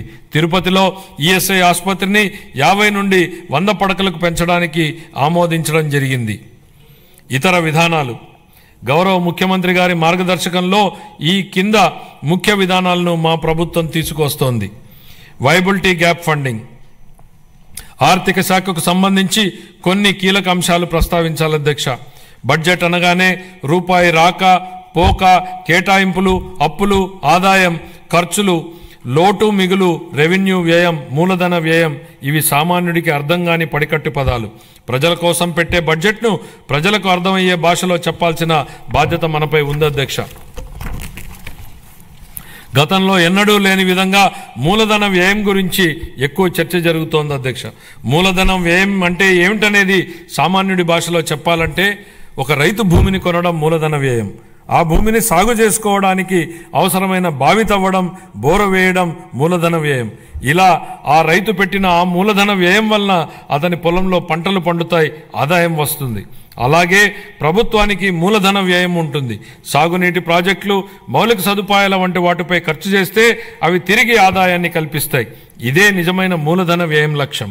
ఒక ఉదాహరణ అధ్యక్ష, 1600 కోట్ల రూపాయలను ఖర్చు పెట్టి కట్టిన పట్టిసీమ ప్రాజెక్టు ఈ రాష్ట్ర రైతాంగానికి 5 ఏళ్లలో 44,000 కోట్ల రూపాయలను సంపాదించే అవకాశాన్ని కల్పించింది.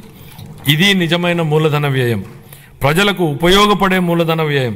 అందుకే మా ప్రభుత్వం దీనికి ఎక్కువ ప్రాధాన్యతనిస్తోంది. 100 కోట్లతో సముద్ర తీరాన ప్యాలెస్లు కట్టుకోవడం, సర్వే రాళ్లపై బొమ్మలకే 650 కోట్ల రూపాయలు తగలేయడం ప్రజలకు ఉపయోగపడే మూలధన వ్యయం కాదు. ఇలాంటివి క్యాపిటల్ ఎక్స్పెండిచర్లా కనిపించే పర్సనల్ ఎక్స్పెండిచర్. ఇది గత ప్రభుత్వ నిర్వాహకం. హంద్రీనీవా లాంటి ప్రాజెక్టులపై మా ప్రభుత్వం డబ్బులు ఖర్చు పెట్టడం మూలధన వ్యయం. ఇది నాటి పాలకులు ఖర్చు పెట్టిన విధానానికి, నేటి పాలకులు ఖర్చు పెడుతున్న విధానానికి ఉన్న వ్యత్యాసం. అదే రూపాయిని ఎవరు ఎలా ఖర్చు పెడుతున్నారనడానికి ఇదే ఉదాహరణ. తక్కువ ఆదాయ వనరులున్న ప్రస్తుత పరిస్థితుల్లో పెద్ద క్యాపిటల్ ఎక్స్పెండిచర్ ప్రాజెక్టులు చేపట్టడానికి వచ్చే ఇబ్బందులను అధిగమించడానికి ప్రణాళికలు రూపొందించాం. ప్రైవేట్ పబ్లిక్ భాగస్వామ్యంతో కొత్త అభివృద్ధి పనులు చేపట్టేందుకు ప్రోత్సాహకంగా ప్రాజెక్టు వ్యయంలో 20% వరకు వైబిలిటీ గ్యాప్ ఫండింగ్ కోసం ఓ వినూత్న పథకాన్ని ప్రవేశపెడుతున్నామని ప్రకటిస్తున్నాం. దీనికోసం 2,000 కోట్ల రూపాయల కార్పస్ ఫండ్ను ప్రతిపాదిస్తున్నాం. Real time governance. గత ప్రభుత్వ హయాంలో పారదర్శక మరియు పాలనా సౌలభ్యం కొరబడ్డాయి. గూగుల్, టీసీఎస్, మెటా తదితర సంస్థలతో మా ప్రభుత్వం అవగాహన ఒప్పందాలు కుదుర్చుకుంది. ఆరోగ్య సంరక్షణతో పాటు వివిధ రంగాలలో కృత్రిమ మేధస్సు వినియోగాన్ని వేగవంతం చేయడానికి గూగుల్ సంస్థతో కుదుర్చుకున్న అవగాహన ఒప్పందం రాష్ట్రంలో స్టార్టప్ వ్యవస్థకు మద్దతునిస్తుంది. మెటాతో కుదుర్చుకున్న అవగాహన ఒప్పందం ద్వారా 159 సేవలతో వాట్సాప్ గవర్నెన్స్ను ప్రారంభించడం జరిగింది. వాట్సాప్ గవర్నెన్స్తో వీలైనన్ని ఎక్కువ పౌర సేవలను అనుసంధానం చేసేందుకు మా ప్రభుత్వం ప్రయత్నిస్తోంది. మరో ముఖ్యమైన విషయం అధ్యక్ష, తెలుగు భాషాభివృద్ధి. ఆంధ్ర భోజుడుగా ప్రస్తుతించబడినటువంటి శ్రీకృష్ణదేవరాయల వారి అమూల్యమైన పలుకుల్ని గుర్తు చేసుకుందాం. తెలుగుదేలయన్న దేశంబు తెలుగేను, తెలుగు వల్లభుండ తెలుగొకుండ, ఎల్ల నృపులు గొలవ ఎరుగవే బాసాడి, దేశ భాషలందు తెలుగు లెస్స. గౌరవనీయులైన ముఖ్యమంత్రి గారి మార్గదర్శకంలో వచ్చే ఆర్థిక సంవత్సరంలో వినూత్న ఆలోచనలతో మా ప్రభుత్వం ముందుకు అడుగేస్తుంది. శతాబ్దాల నాటి గొప్ప సాహితీ సాంప్రదాయాన్ని కలిగిన ప్రాచీన తెలుగు భాష ఒకటి. భారతీయ సంస్కృతి, సాహిత్యం మరియు కళలకు తమ రచనల ద్వారా పలువురు తెలుగు కవులు, రచయితలు మరియు పండితులు చేసిన సేవ ఎలాంటిది. మన రాష్ట్ర సంస్కృతి వారసత్వాన్ని కాపాడటంలో మరియు ప్రచారం చేయడంలో తెలుగు భాషకున్న ప్రాముఖ్యతను మా ప్రభుత్వం గుర్తించింది.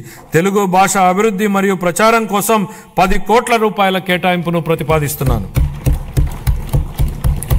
నవోదయం. అక్రమ మద్యం ఉత్పత్తిని నిర్మూలించడం కోసం 2016 సంవత్సరంలో అమలుపరచబడినటువంటి నవోదయం కార్యక్రమం విజయవంతమైంది.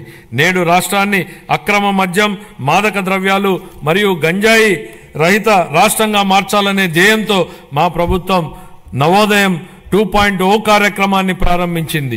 ఆల్కహాల్ డీ అడిక్షన్ కోసం పనిచేస్తున్న ప్రసిద్ధ సంస్థలతో కలిసి మా ప్రభుత్వం వ్యసనాల బారి నుండి ప్రజలను, ముఖ్యంగా యువతను రక్షించడానికి అవగాహన కార్యక్రమాలను విస్తృతంగా చేపట్టనుంది. ఈ కార్యక్రమానికి 10 కోట్ల రూపాయల కేటాయింపును ప్రతిపాదిస్తున్నాం. రతన్ టాటా ఇన్నోవేషన్ హబ్ను మా ప్రభుత్వం అమరావతిలో ఏర్పాటు చేయనుంది. దీని ద్వారా నూతన ఆవిష్కరణలను ప్రోత్సహించడం, పారిశ్రామిక వ్యవస్థలను ఏర్పాటు చేయడం మరియు స్టార్టప్లకు మార్గదర్శనం వహించడం జరుగుతుంది. ఈ హబ్ మరో 5 జోనల్ కేంద్రాలతో అనుసంధానించబడుతుంది. ప్రతి కేంద్రానికి ఒక ప్రముఖ వ్యాపార సమూహం మద్దతు లభించడం వల్ల అభివృద్ధి చెందుతున్న రంగాల్లో సాంకేతికత మరియు నైపుణ్యాభివృద్ధి సులభతరం కానున్నాయి. కాలుష్య రహిత ఆంధ్ర. దేశ రాజధాని ఢిల్లీలోని పరిస్థితిని చూస్తే కాలుష్య ప్రమాదం స్పష్టంగా కనపడుతుంది. మన రాష్ట్రం కాలుష్యం బారిన పడకుండా మా ప్రభుత్వం చర్యలు తీసుకుంటోంది. హరిత శక్తిని ప్రోత్సహించి మరియు రాష్ట్రంలో పచ్చదనాన్ని 50% పెంచడానికి ద్వారా మా ప్రభుత్వం కృషి చేస్తోంది. ఈ చర్యలతో మన ప్రభుత్వం నెట్ జీరో ఎకానమీగా మార్పు చెందడానికి మా ప్రభుత్వం కృషి చేస్తోంది. 23-24 ఖాతాలు. ఆంధ్రప్రదేశ్ అకౌంటెంట్ జనరల్ వారు ఖరారు చేసిన ఆర్థిక లెక్కల ప్రకారం 23-24 ఆర్థిక సంవత్సరానికి గాను రెవెన్యూ లోటు 38,682 కోట్ల రూపాయలు మరియు ద్రవ్యలోటు 62,719 కోట్ల రూపాయలుగా చెప్పడం జరిగింది. రాష్ట్ర స్థూల దేశీయ ఉత్పత్తిలో రెవెన్యూ లోటు మరియు ద్రవ్యలోటు వరుసగా 2.7% గాను 4.41% గాను ఉన్నాయి. 24-25కు సవరించిన అంచనాల ప్రకారం 24-25 ఆర్థిక సంవత్సరానికి రెవెన్యూ వ్యయం 2,24,342 కోట్ల రూపాయలు కాగా మూలధన వ్యయం 24,072 కోట్ల రూపాయలు. 24-25 ఆర్థిక సంవత్సరంలో రెవెన్యూ లోటు దాదాపు 48,311 కోట్లు కాగా ఇదే కాలానికి ద్రవ్యలోటు దాదాపు 73,362 కోట్ల రూపాయలు. ఇవి రాష్ట్ర స్థూల దేశీయ ఉత్పత్తిలో వరుసగా 3.1% గాను మరియు 4.57% గాను ఉన్నాయి. 25-26 బడ్జెట్ అంచనాలు.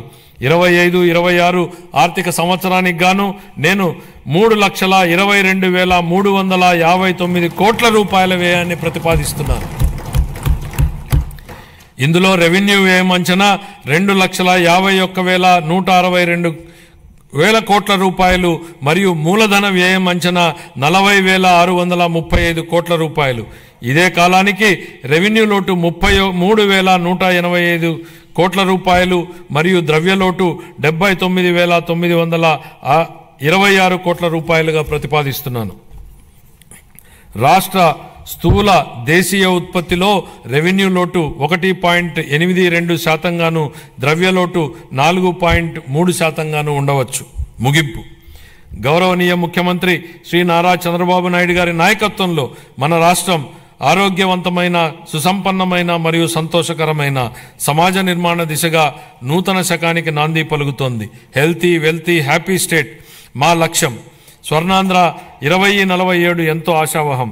ఇది కష్టతరమైనప్పటికీ సాధ్యమే. గత ఏడాది నుండి మన రాష్ట్రంలో జరుగుతున్న ప్రగతిశీల పరివర్తన మనమందరం ఆశావహ దృక్పథంతో, ఆత్మవిశ్వాసంతో గర్వంగా ముందుకు సాగడానికి కావలసిన ప్రోత్సాహం ఇస్తుంది.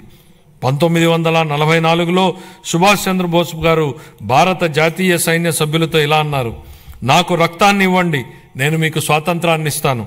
దేశ స్వాతంత్ర సాధనకు ఈ పిలుపు స్ఫూర్తినిచ్చింది.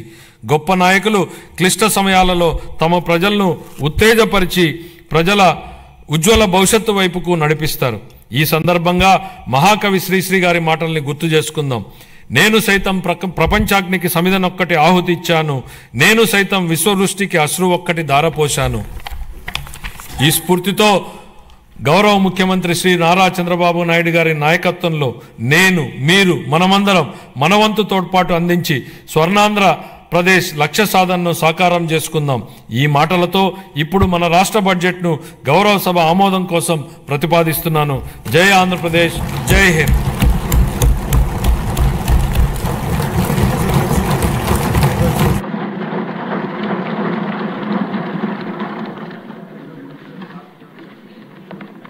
థ్యాంక్ యూ ఫైనాన్స్ మినిస్టర్ గారు. విత్ ఇన్ టైం లో చేశారు. అందరికీ మనమండి 2 minutes. ఈరోజు ఈ బడ్జెట్ గురించి మీరంతా విన్నారు.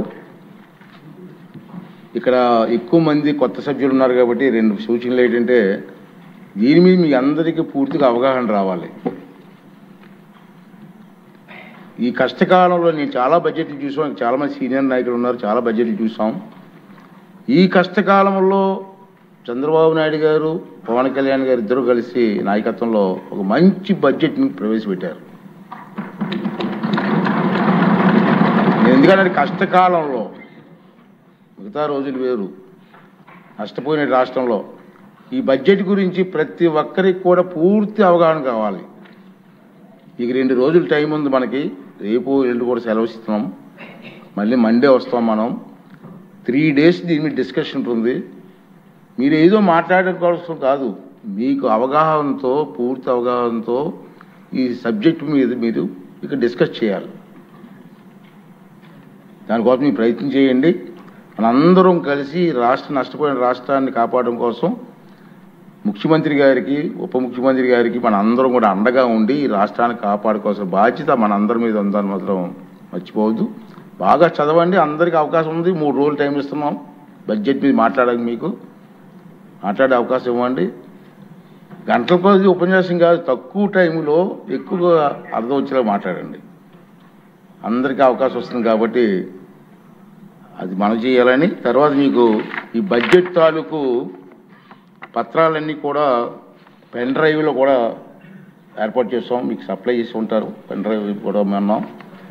రెండవది ఏంటంటే సభ్యులందరికీ వాట్సాప్ గ్రూపులు కూడా ఏర్పాటు చేసి ఉన్నాయి కాబట్టి దాంట్లో ఈ బడ్జెట్ వివరాలన్నీ కూడా వాట్సాప్ గ్రూప్లో పెట్టి ఏర్పాటు చేస్తున్నాం. మీరు ఈ 2 days హాలిడేస్లో క్షుణ్ణంగా చదివి, నేను కూడా చదవడం కాదు, అసెంబ్లీలో మాట్లాడడం కాదు, అసెంబ్లీ అయిన తర్వాత బయట కూడా మీ కాన్స్టిట్యున్సీల్లో సరళమైన భాష ప్రజలకు అర్థమయ్యే విధంగా ఈ బడ్జెట్ గురించి మీకు చెప్పవలసిన బాధ్యత మనందరి మీద ఉందని చెప్పి కూడా ఈ సందర్భంలో మీకు మనం చేస్తున్నానండి. ఇప్పుడు గౌరవ వ్యవసాయ శాఖ మంత్రులు 2025-2026 సంవత్సరపు వ్యవసాయ బడ్జెట్ను ప్రవేశపెడతారు.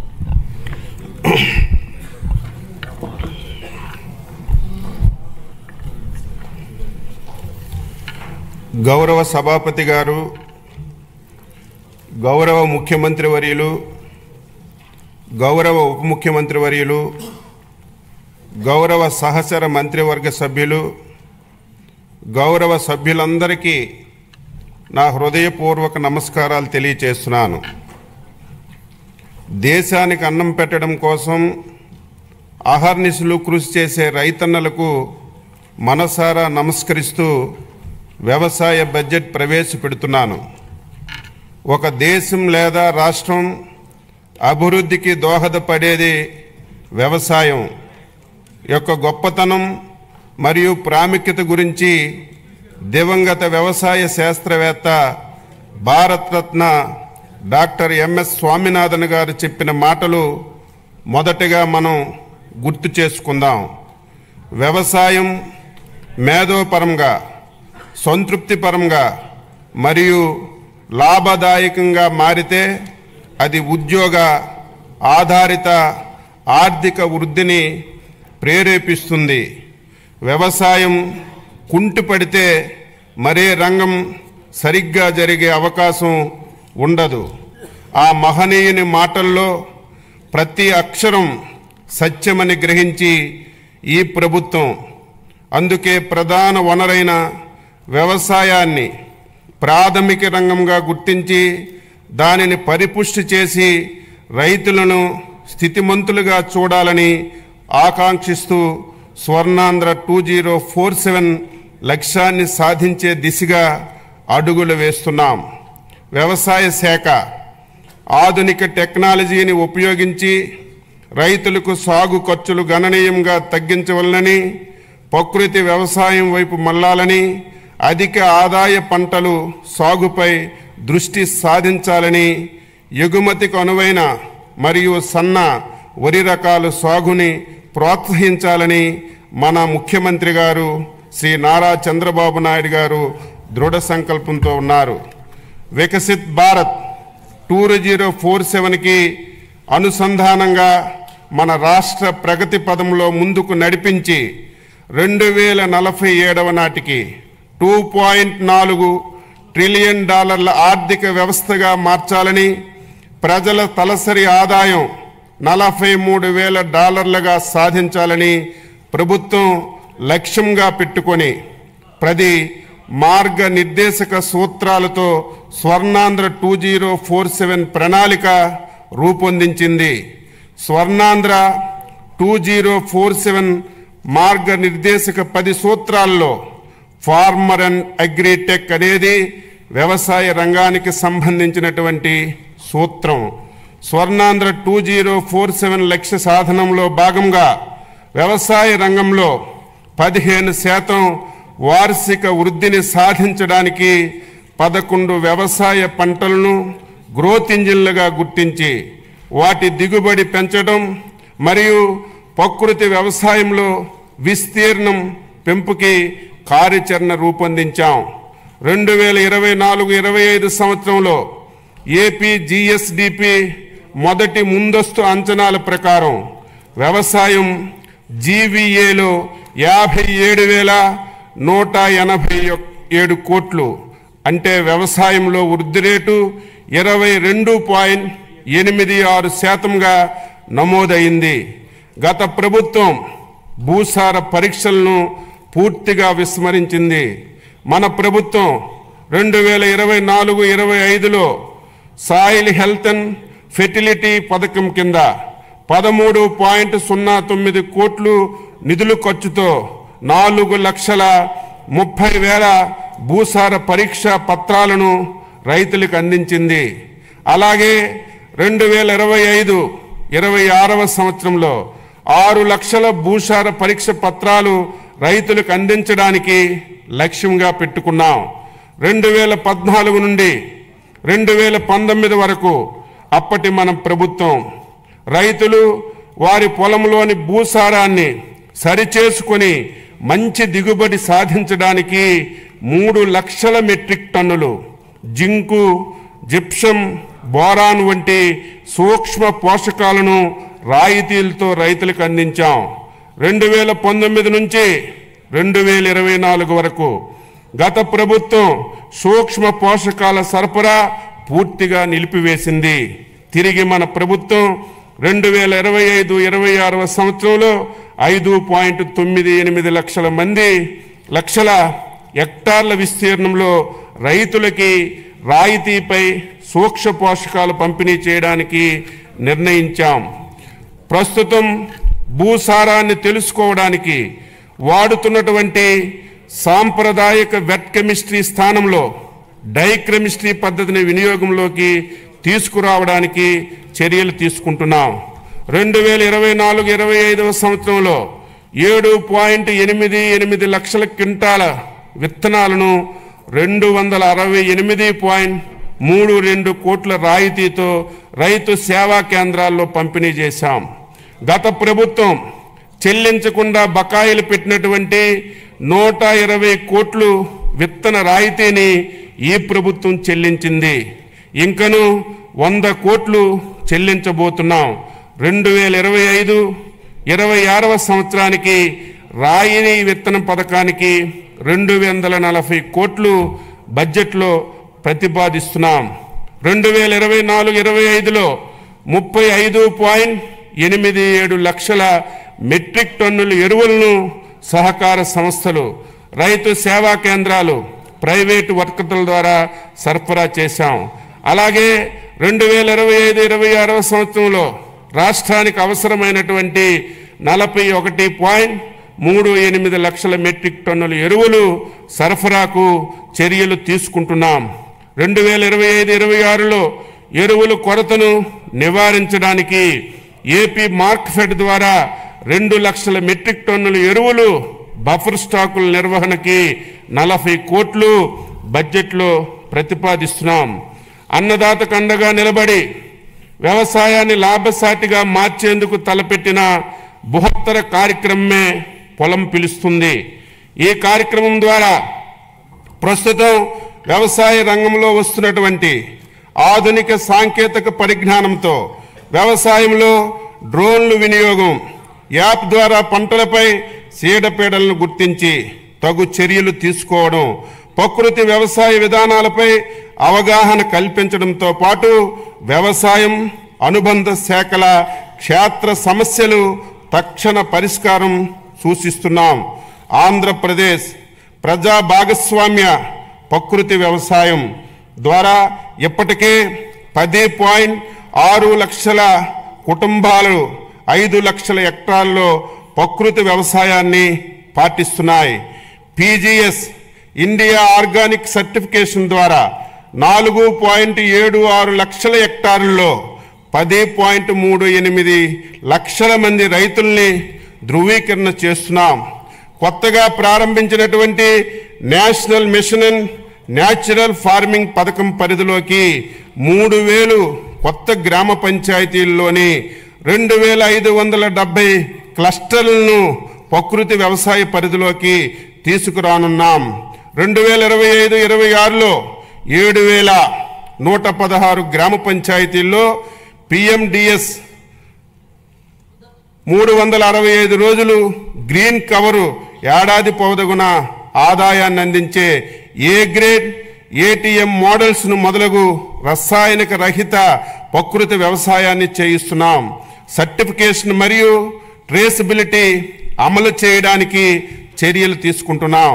2025-26 సంవత్సరంలో 15 లక్షల కుటుంబాలతో 6.5 లక్షల హెక్టార్లలో ప్రకృతి వ్యవసాయం చేయించడానికి 61.78 కోట్లు ప్రతిపాదిస్తున్నాం. ప్రతి రంగంలో స్మార్ట్ వర్క్ ఆవశ్యకం ఉంది. అలాగే వ్యవసాయం రైతు భారం కాకుండా లాభసాటి కావడానికి వ్యవసాయ యాంత్రీకరణ అవసరం. రైతుల కోరిక మేరకు 2024-25 సంవత్సరంలో 50% రాయితీపై 70 కోట్లు 80,000 రాయితీ నిధులతో చిన్న సన్నకారు రైతులకు వ్యవసాయ యంత్రాలు పరికరాలు అందిస్తున్నాం. 2025-26 సంవత్సరంలో కూడా ఈ కార్యక్రమం కొనసాగించడానికి 139.65 కోట్లు ప్రతిపాదిస్తున్నాం. 2024-25లో 70 కోట్ల నిధులతో 80% రాయితీపై 875 కిసాన్ డ్రోన్ వ్యవసాయ యాంత్రీకరణ కేంద్రాలు ఏర్పాటు చేస్తున్నాం. 2025-26లో 1000 డ్రోన్లతో కూడిన వ్యవసాయ యాంత్రీకరణ కేంద్రాలను ఏర్పాటుకు 80 కోట్ల రాయితీతో నిధులు ప్రణాళికలో రూపొందిస్తున్నాం. 2025-26 బడ్జెట్లో వ్యవసాయ యాంత్రీకరణకి 219.65 కోట్లు ప్రతిపాదిస్తున్నాం. రైతులకు సాంకేతికంగా మేలైన యాజమాన్య పద్ధతులను చేపట్టడానికి స్మార్ట్ అగ్రికల్చరల్ మరియు ప్రెసిషన్ అగ్రికల్చర్ విధానాలు తీసుకురావడానికి రాష్ట్ర ప్రభుత్వం తగు చర్యలు తీసుకుంటుంది. ఫార్మర్ రిజిస్ట్రీ ద్వారా రాష్ట్రంలో భూమి కలిగి ఉన్న ప్రతి రైతుకి ప్రత్యేక గుర్తింపు సంఖ్యనిస్తున్నాం. ఈ గుర్తింపు సంఖ్య ఆధారంగా ప్రభుత్వ పథకాలను రైతులకు సులభతరంగా అందించడానికి వీలు కలుగుతుంది. పంట సాగు చేసి ప్రతి వాస్తవ సాగుదారుని వివరాలు ఈ పంటలో నమోదు చేయడం వల్ల అసలైనటువంటి రైతులకు పంటల బీమా, వడ్డీ లేని రుణాలు, మద్దతు ధర, ఇన్పుట్ సబ్సిడీ మొదలగు సంక్షేమ పథకాలు అందిస్తున్నాం. APSS యాప్ ద్వారా రైతులు పొలాల్లో గమనించి పురుగులు, తెగుళ్ళు, ఉధృతి, పోషకాహార లోపాలను అంచనా వేసి తగు నివారణ చర్యలను రైతులకు తెలియచేస్తున్నాం. అర్హులైన కౌలు రైతులను గుర్తించి వారి కౌలు హక్కు కార్డులను జారీ చేసి సులభతరంగా పంట రుణాలు, ప్రభుత్వ సంక్షేమ పథకాల లబ్ధి అందించేందుకు కొత్త కౌలు చట్టం తీసుకురావడానికి చర్యలు తీసుకుంటున్నాం. వడ్డీ లేని రుణాల పథకం కింద రబీ 2023-24లో ఖరీఫ్ 2024 కాలాలు పంట రుణాలపై వడ్డీ రాయితీ కోసం 2025-26లో 250 కోట్లు ప్రతిపాదిస్తున్నాం. సూపర్ 6లో భాగంగా అన్నదాత సుఖీభవ PM కిసాన్ పథకంలో రైతులకు రాష్ట్ర ప్రభుత్వ సాయం 14,000, కేంద్ర ప్రభుత్వ సాయం 6,000తో కలిసి సంవత్సరానికి 20,000 చొప్పున సాగు చేసే భూ యజమానులకు అందించడం జరుగుతుంది. అంతేకాక భూమి లేని కౌలు రైతులకు మొత్తం 20,000 ఆర్థిక సహాయం పూర్తిగా రాష్ట్ర ప్రభుత్వ నిధుల నుంచి ఇవ్వడం జరుగుతుంది. అన్నదాత సుఖీభవ PM కిసాన్ పథకం అమలుకు 2025-26 సంవత్సరం బడ్జెట్లో 9,400 కోట్లు ప్రతిపాదిస్తున్నాము. ఖరీఫ్ 2024లో ఈ పంట డేటా ఆధారంగా పంటల బీమా అమలు చేయగా 2024-25 రబీ పంట కాలం నుంచి స్వచ్ఛంద నమోదు విధానాన్ని పునరుద్ధరించి తక్కువ ప్రీమియంతో రైతులు బీమాలో చేరే అవకాశం కల్పించాం. ఖరీఫ్ 2024లో 22 పంటలు, రబీ 24-25లో 15 పంటలు నోటిఫై చేయబడ్డాయి. 2024-25లో రబీ నుంచి మామిడి పంటను వాతావరణ ఆధార పంటగా చేర్చాం. ఈ పథకం అమలు కోసం 2025-26 సంవత్సరంలో 1023 కోట్లు బడ్జెట్లో ప్రతిపాదిస్తున్నాం. 2024 ఆగస్టు సెప్టెంబర్ నెలలో సంభవించినటువంటి భారీ వర్షాలు, వరదల వల్ల జరిగిన వ్యవసాయ పంట నష్టాలను ఈ పంట వెబ్ పోర్టల్ ద్వారా రియల్ టైం డేటా ఆధారంగా అంచనా వేయడం జరిగింది. తద్వారా వాస్తవ సాగుదారులకు మరియు అధిక సంఖ్యలో కౌలు రైతులకు నష్టపరిహారాన్ని అందించాం. అంతేకాకుండా పంట నష్టపోయిన రైతులను ఆదుకోవడానికి హెక్టారుకు పంట నష్టపరిహారాన్ని పెంచడం జరిగింది. ఈ మేరకు పెంచిన సాయంతో 1,85,000 మంది రైతులకు 20 రోజుల్లోనే 284.56 కోట్లు ఇన్పుట్ సబ్సిడీని నేరుగా రైతుల ఖాతాల్లో బదిలీ చేశాం. రైతు సంక్షేమానికి, రాష్ట్ర ఆర్థిక ప్రగతికి కీలకంగా నిలుస్తున్నటువంటి వ్యవసాయ శాఖకు 2025-26 సంవత్సరం వార్షిక బడ్జెట్లో మొత్తం 12,401.58 కోట్లు ప్రతిపాదిస్తున్నాం. ఉద్యాన శాఖ, ఉద్యాన రంగంలో పెట్టుబడులు పెట్టడం అంటే రాష్ట్ర భవిష్యత్తుకి పెట్టుబడి పెట్టడమే అన్న గౌరవ ముఖ్యమంత్రి గారి ఆలోచనలకు అనుగుణంగా రైతుకు మెరుగైన ఆదాయం పొందడానికి ఉద్యాన పంటల ఉత్పత్తి, ఉత్పాదకత, నాణ్యతను పెంచే లక్ష్యంతో ఉద్యాన శాఖ ప్రాధాన్యత కలిగినదిగా ప్రభుత్వం గుర్తించింది. రాష్ట్రంలో ఉద్యాన పంటలు 45.57 లక్షల ఎకరాల్లో సాగుతో 365.92 లక్షల మెట్రిక్ టన్నులు ఉత్పత్తి నమోదైంది. దేశ పంటల ఉత్పత్తిలో రాష్ట్రం 16% వాటంతో ప్రథమ స్థానంలో నిలిచింది. ఆంధ్రప్రదేశ్ జిఎస్డిపిలో 2024-25 మొదటి అంచనాల ప్రకారం వ్యవసాయ రంగంలో జీవీఏ 5,19,485 కోట్లు కాగా అందులో ఉద్యాన శాఖ ద్వారా 1,52,950 కోట్లు మరి అందించింది. అనగా వ్యవసాయ రంగంలో ఉద్యాన రంగం జీవీఏ వాటా 29.44% అని చెప్పి తెలియజేస్తున్నాను. దేశంలో అత్యుత్తమ 15 జిల్లాల్లో 6 జిల్లాలు ప్రకాశం, అనంతపురం, వైఎస్ఆర్, అన్నమయ్య, శ్రీ సత్యసాయి, కర్నూలు ఆంధ్రప్రదేశ్కి చెందినవి కావడం గర్తించదగ్గ విషయం. 2024-25 సంవత్సరంలో 2.12 లక్షల ఎకరాల్లో సూక్ష్మ సేద్యం అమలు చేసి 80,080 మంది రైతులకి లబ్ధి చేకూర్చడం జరిగింది. మన రాష్ట్రంలో ఆయిల్ ఫామ్ విస్తీర్ణత 5.67 లక్షల ఎకరాల్లో ఉత్పత్తి, ఉత్పాదకతతో దేశంలో మొదటి స్థానంలో ఉంది. 2024-25 సంవత్సరంలో 42,620 ఎకరాల్లో ఆయిల్ పామ్ తోటల సాగు చేపట్టగా 16,985 మంది లబ్ధిదారులు ఇందులో చేరారని చెప్పి తెలియజేస్తున్నాను.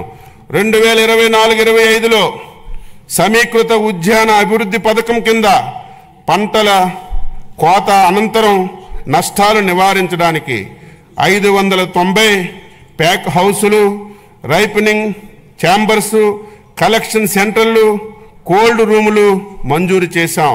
2024లో సంభవించినటువంటి వివిధ విపత్తుల్లో నష్టపోయినటువంటి 27,436 మంది ఉద్యాన రైతులకు 43.70 కోట్ల ఇన్పుట్ సబ్సిడీ అతి తక్కువ సమయంలో విడుదల చేశాం. గత ప్రభుత్వ హయాంలో మే 24 సంభవించినటువంటి వడగండ్ల వాన, అధిక వర్షాలకి నష్టపోయినటువంటి ఉద్యాన పంటలకి 4.31 కోట్లు జనవరి 2025లో విడుదల చేశాం. మైక్రో ఇరిగేషన్ కంపెనీలకి చెల్లించవలసినటువంటి బకాయిలు 1166.99 కోట్లలో ఈ ప్రభుత్వం 452.55 కోట్లు ఈ సంవత్సరం విడుదల చేశాం. పామాయిల్ రైతులకు కంపెనీలకు చెల్లించవలసినటువంటి బకాయిలు 238.9 కోట్లలో 29.42 కోట్లు విడుదల చేశాం. MIDH పథకంలో చెల్లించవలసినటువంటి 93.54 కోట్లలో 33.33 కోట్లు విడుదల చేశాం. స్వర్ణాంధ్ర 2047 కింద అధిక జీవీవే సమకూర్చే 11 ఉద్యానవన పంటలను క్లస్టర్ విధానంలో ప్రోత్సహించుటకు ప్రణాళిక చేశాం. ప్రతి సంవత్సరం వృద్ధి రేటు 15% పైబడి వచ్చేటట్లుగా పంటలను క్లస్టర్లుగా ఎంపిక చేసుకున్నాం. ఈ క్లస్టర్లు జాతీయ ఉద్యాన బోర్డు నుంచి ప్రత్యేకంగా కేటాయింపునకు ప్రాజెక్టులు రూపకల్పన చేస్తున్నాం. అనంతపురం అరటి క్లస్టర్ అభివృద్ధి చేపట్టవలసిన కార్యక్రమాలకు సంబంధించి ఏజెన్సీల్ని ఎంపిక కొరకు ప్రతిపాదనలు కోరడమైంది. ఇదే తరహాలో మిగిలినటువంటి పంటలకు కూడా క్లస్టర్ ప్రతిపాదనలు తయారు చేసి కేంద్ర ప్రభుత్వానికి నివేదించడం జరుగుతుంది. ఇందులో భాగంగా చిత్తూరు, అన్నమయ్య, తిరుపతి జిల్లాల్లో మామిడి క్లస్టర్, శ్రీకాకుళం, SSR, మన్యం జిల్లా జీడి మామిడి క్లస్టర్ గాను, శ్రీకాకుళం, తూర్పుగోదావరి, కోనసీమ జిల్లాల్లో క్లబ్బర్ క్లస్టర్ గాను, ఏలూరు, తూర్పుగోదావరి జిల్లాలో పామాయిల్, కోకో క్లస్టర్లుగా, గుంటూరు, ప్రకాశం జిల్లాల్లో మిరప క్లస్టర్లుగా అభివృద్ధికి ప్రతిపాదనలు తయారు చేయడమైంది. అందులో ఆంధ్రప్రదేశ్ లోగోతో రిఫ్రిజిరేటెడ్ వ్యాగన్లు కలిగినటువంటి 8 రైళ్లు తాడిపత్రి నుంచి అరటి గెలను ముంబై పోర్టు ద్వారా మిడిల్ ఈస్ట్ దేశాలకి ఎగుమతి చేశాం. కుప్పం సెంటర్ ఆఫ్ ఎక్సలెన్సీ ద్వారా 3,36,500 కూరగాయ మొక్కలను ఉత్పత్తి చేసి రైతులకి అందుబాటులో ఉంచాం. పల్నాడు జిల్లా నకిరికల్లు మండలం గుండ్లపల్లిలో 7.6 కోట్ల కూరగాయలు, సుగంధ ద్రవ్యాలను 2వ సెంటర్ ఆఫ్ ఎక్సలెన్సీ ఏర్పాటు చేశాం. ఉద్యాన శాఖతో రాష్ట్ర ప్రభుత్వం మరియు DCCD సమన్వయంతో కోకో సమావేశాన్ని అక్టోబర్ 16, 2024లో విజయవాడలో నిర్వహించి భారతదేశంలో కోకో పంట అభివృద్ధికి సంబంధించి వ్యవహారాలపై చర్చించాం. ఉద్యాన శాఖ డిజిటల్ గ్రీన్ సమన్వయంతో ఈ మిర్చా ప్రోగ్రాంను అమలు చేస్తుంది. ఈ పద్ధతిని టమోటా, పసుపు పంటలకు విస్తరిస్తున్నారు. ఈ యాప్లో ఫార్మర్ చాట్ చేయడం, పురుగుల మందుల అవశేషాలు విశ్లేషణలు, కాల్గుడితో మార్కెటింగ్ టైం ఆఫ్ కోసం నాణ్యత అంచనాలు పరికరాలు అందించబడ్డాయి. ఆయిల్ ఫామ్ తోటల్లో జియో ట్యాగింగ్, ఫెన్సింగ్ కోసం మొబైల్ యాప్లు, డ్రోన్, శాటిలైట్ టెక్నాలజీని వినియోగించడం జరుగుతుంది. ఈ టెక్నాలజీని ఇతర పంటలకు కూడా ఉపయోగించుకోవడానికి ప్రతిపాదనలు తయారు చేశాం. 2025-26వ సంవత్సరానికి ఉద్యాన శాఖ ప్రతిపాదనలు రాష్ట్రీయ కృషి వికాస్ యోజన పథకం కింద 3.75 లక్షలు ఎకరాలను సూక్ష్మ సేద్యం కిందకు తీసుకురావడానికి 500 కోట్లు ప్రతిపాదిస్తున్నాం. MIDH పథకం కింద సాంప్రదాయ వ్యవసాయ పంటల నుండి 1.5 లక్షల ఎకరాలు వాణిజ్య ఉద్యాన పంటల కిందకు తీసుకురావడానికి పోస్ట్ హార్వెస్టెడ్ ఇన్ఫ్రాస్ట్రక్చర్ కొరకు 179 కోట్లు ప్రతిపాదిస్తున్నాం. National mission of edible oils oil palm పథకం ద్వారా 78,800 ఎకరాల్లో పామాయిల్ తోట సాగుకు 179 కోట్లు ప్రతిపాదిస్తున్నాం. ఆగ్రో ఫారెస్ట్రీ కింద నాణ్యమైన మొక్కలు పెంచడానికి 15.06 కోట్లు ప్రతిపాదించాం. జాతీయ వెదురు మిషన్ పథకం ద్వారా వెదురు అభివృద్ధికి 2.50 కోట్లు ప్రతిపాదిస్తున్నాం. ఉద్యాన రంగం మన గ్రామ ఆర్థిక వ్యవస్థని బలపరిచేందుకు, పేదరికాన్ని తగ్గించేందుకు, సుస్థిర అభివృద్ధికి సాధించేందుకు ఎంతగానో సహాయపడగలదు. మన భూమిలో పెట్టుబడులు పెట్టడం అంటే మన రాబోయేతర అభివృద్ధికి పెట్టుబడి పెట్టడమే అన్న ముఖ్యమంత్రి గారికి ఆలోచనలకు అనుగుణంగా ఉద్యాన శాఖ బడ్జెట్ని రూపకల్పన చేశాం. 2025-26వ సంవత్సరానికి ఉద్యానవన శాఖకి 930.88 కోట్లు బడ్జెట్లో ప్రతిపాదించాం. పట్టు పరిశ్రమ శాఖ దేశంలో సాంప్రదాయ పట్టు పరిశ్రమను చేపట్టే కొన్ని రాష్ట్రాల్లో ఆంధ్రప్రదేశ్ ఒకటి. పట్టు ఉత్పత్తిలో దేశంలో మంది 2వ స్థానం కాగా కేంద్ర ప్రభుత్వంచే ఉత్తమ బైవోల్టన్ ఉత్పత్తి చేయు రాష్ట్రం అవార్డు కూడా పొందింది. చిత్తూరు జిల్లా కుప్పం, శ్రీ సత్యసాయి జిల్లా హిందూపురంలో మరియు కాకినాడ జిల్లా సేబ్రోల్లో లీఫ్ టు క్లాత్ ప్రాజెక్టులు ప్రారంభించడానికి ప్రతిపాదనలు రూపొందించాం.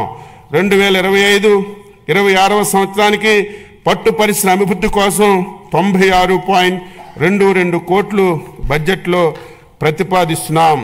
వ్యవసాయ మార్కెటింగ్ శాఖ 2024-25 సంవత్సరంలో ఇప్పటి వరకు రాష్ట్రంలో 33 ఈనాం మార్కెట్ల ద్వారా 7,452.51 కోట్లు విలువ చేసే 10.84 లక్షల మెట్రిక్ టన్నులు వాణిజ్యం చేయడం జరిగింది. రాష్ట్రంలో మొత్తం 124 రైతు బజార్లు ఉన్నాయి. మరో 21 రైతు బజార్లు పనులు వివిధ దశల్లో పురోగతిలో ఉన్నాయి. రాష్ట్రంలో గతంలో నిరుపయోగంగా ఉన్నటువంటి 15 మొబైల్ రైతు బజార్లు కూడా మళ్ళీ ఉపయోగంలోకి తీసుకొచ్చాం. రైతు బజార్ల ఆధునీకరణకు, కొత్త మోడల్ ఇంటిగ్రేటెడ్ రైతు బజార్ల కోసం మరియు మార్కెటింగ్ శాఖలో అన్ని కార్యక్రమాలను పారదర్శకతను పెంపొందడానికి ఎండ్-టు-ఎండ్ డిజిటలైజేషన్ కోసం ప్రభుత్వం ప్రతిపాదనలు సమర్పించడమైంది. ధరల నియంత్రణలో భాగంగా మార్కెట్ ఇంటర్వెన్షన్ ద్వారా జూన్ నుంచి అక్టోబర్ వరకు 2024 టమాటా ధరలు పెరిగినప్పుడు వినియోగదారులకు సరసమైనటువంటి ధరలు అందించడానికి రైతు నుంచి 753 మెట్రిక్ టన్నులు సేకరించి రాష్ట్రంలో రైతు బజార్ల ద్వారా అమ్మడం జరిగింది. మార్కెట్ జోక్యాన్ని అందించడానికి ధరల స్థిరీకరణ నిధి ఏర్పాటు కోసం 2025-26వ సంవత్సరంలో 300 కోట్లు బడ్జెట్లో ప్రతిపాదించాం. ధరలు పతనమైన సందర్భంలో మిర్చి రైతులను ఆదుకోవడానికి గౌరవ ముఖ్యమంత్రి వర్యులు చేసిన అవిరళ కృషి ఫలించింది. మిర్చి పంటకి మార్కెట్ ఇంటర్వెన్షన్ స్కీమ్ MIS కింద ఒక కింటాకి 11,781.25 రూపాయలు కేంద్ర ప్రభుత్వం నిర్ణయించింది. MIP ద్వారా ధర కంటే మార్కెట్ ధర పతనమైనటువంటి సందర్భంలో వ్యత్యాసాన్ని ధనాన్ని కేంద్ర రాష్ట్ర ప్రభుత్వాలు 50-50 నిష్పత్తిలో రైతులకి చెల్లించాల్సి ఉంటుంది. మిర్చి రైతులను ఆదుకునేందుకు గౌరవ ముఖ్యమంత్రి గారు చేసిన కృషిని ఈ సందర్భంగా ప్రత్యేక ధన్యవాదాలు తెలియజేస్తున్నాను. ధాన్యం కొనుగోలులో సంబంధించి 1674.47 కోట్లు గత ప్రభుత్వం బకాయిల్ని మా ప్రభుత్వం జూలై 24లో రైతులకి చెల్లించడం జరిగింది. 2024 ఖరీఫ్ సీజన్లో సంబంధించినటువంటి ధాన్యం కొనుగోలును ఇప్పటి వరకు 5,31,987 రైతుల నుండి 33,32,014 మెట్రిక్ టన్నుల ధాన్యాన్ని సేకరించి 7,674.99 కోట్లు చెల్లించడం జరిగింది. పై మొత్తంలో కేవలం 24 గంటల్లోపే 6,726 కోట్లను 24 నుంచి 48 గంటల్లోపు 948 కోట్లను చెల్లించామని గర్వంగా చెప్పదలుచుకున్నాను.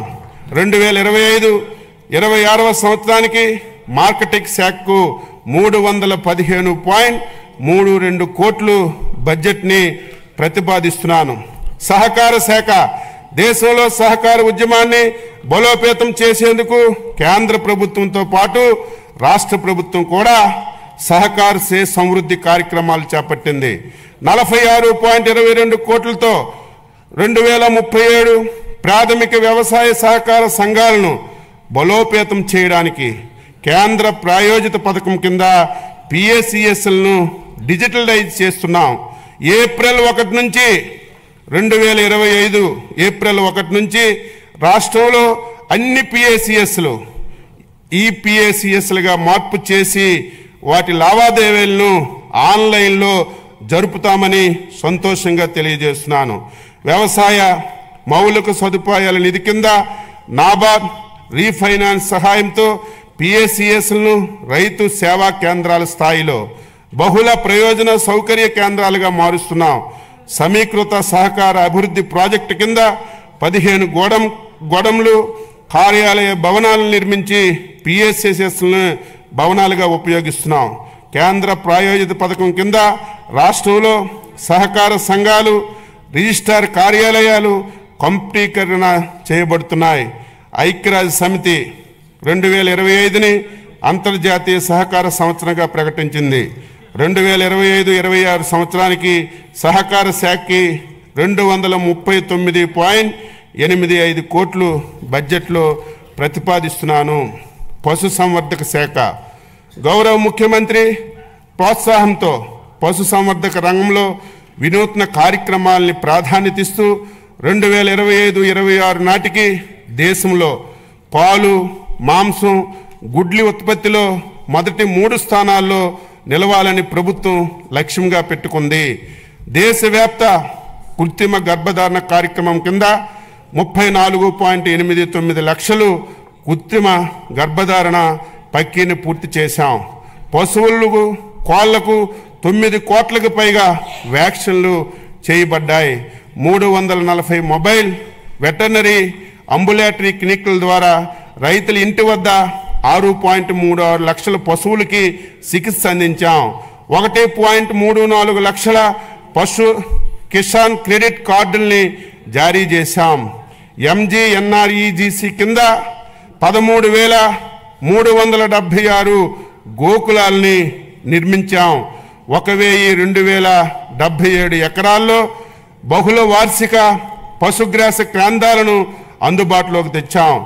గోకులం పథకం ద్వారా ఎంజీఎన్ఆర్ఈజీసీ నిధులతో పశువులకు ఆశ్రయం కల్పించలేని ఎస్సీ, ఎస్టీ, బీపీఎల్ కుటుంబాలకు చెందినటువంటి పశు పోషకులకు 90% రాయితీతో పశువుల షెడ్లు నిర్మాణాన్ని చేపట్టడానికి, 70% రాయితీపై గొర్రెలు, మేకలు, కోళ్లు షెడ్లు నిర్మాణం చేపట్టడానికి 50,000 గోకులాలు నిర్మించడానికి ప్రతిపాదన చేశాం. పశుదానా, పశుగ్రాసాల లభ్యతను, పశువుల్లో ఉత్పాదకను పెంచడానికి రాయితీపై సైలేజ్ గడ్డి, టీఎంఆర్ పశుదానా, పశు గ్రాస విత్తనాల సరఫరాకు ప్రణాళిక రూపొందిస్తున్నాం. 2024-25లో పశువులు కోల్పోయిన రైతులకి పరిహారం కింద 119 కోట్లు పాత బకాయిలు చెల్లించామని చెప్పడానికి సంతోషిస్తున్నాం. 2025-26 పశువులు జీవాలు మరణిస్తే ఎస్సీ, ఎస్టీ, బీపీఎల్ కుటుంబాలకు పశు బీమా పథకం కింద చెల్లించవలసినటువంటి ప్రీమియంలో 80% రాయితీ, అదే ఏపీఎల్ అయితే 50% రాయితీ ఇవ్వడానికి నిర్ణయించాం.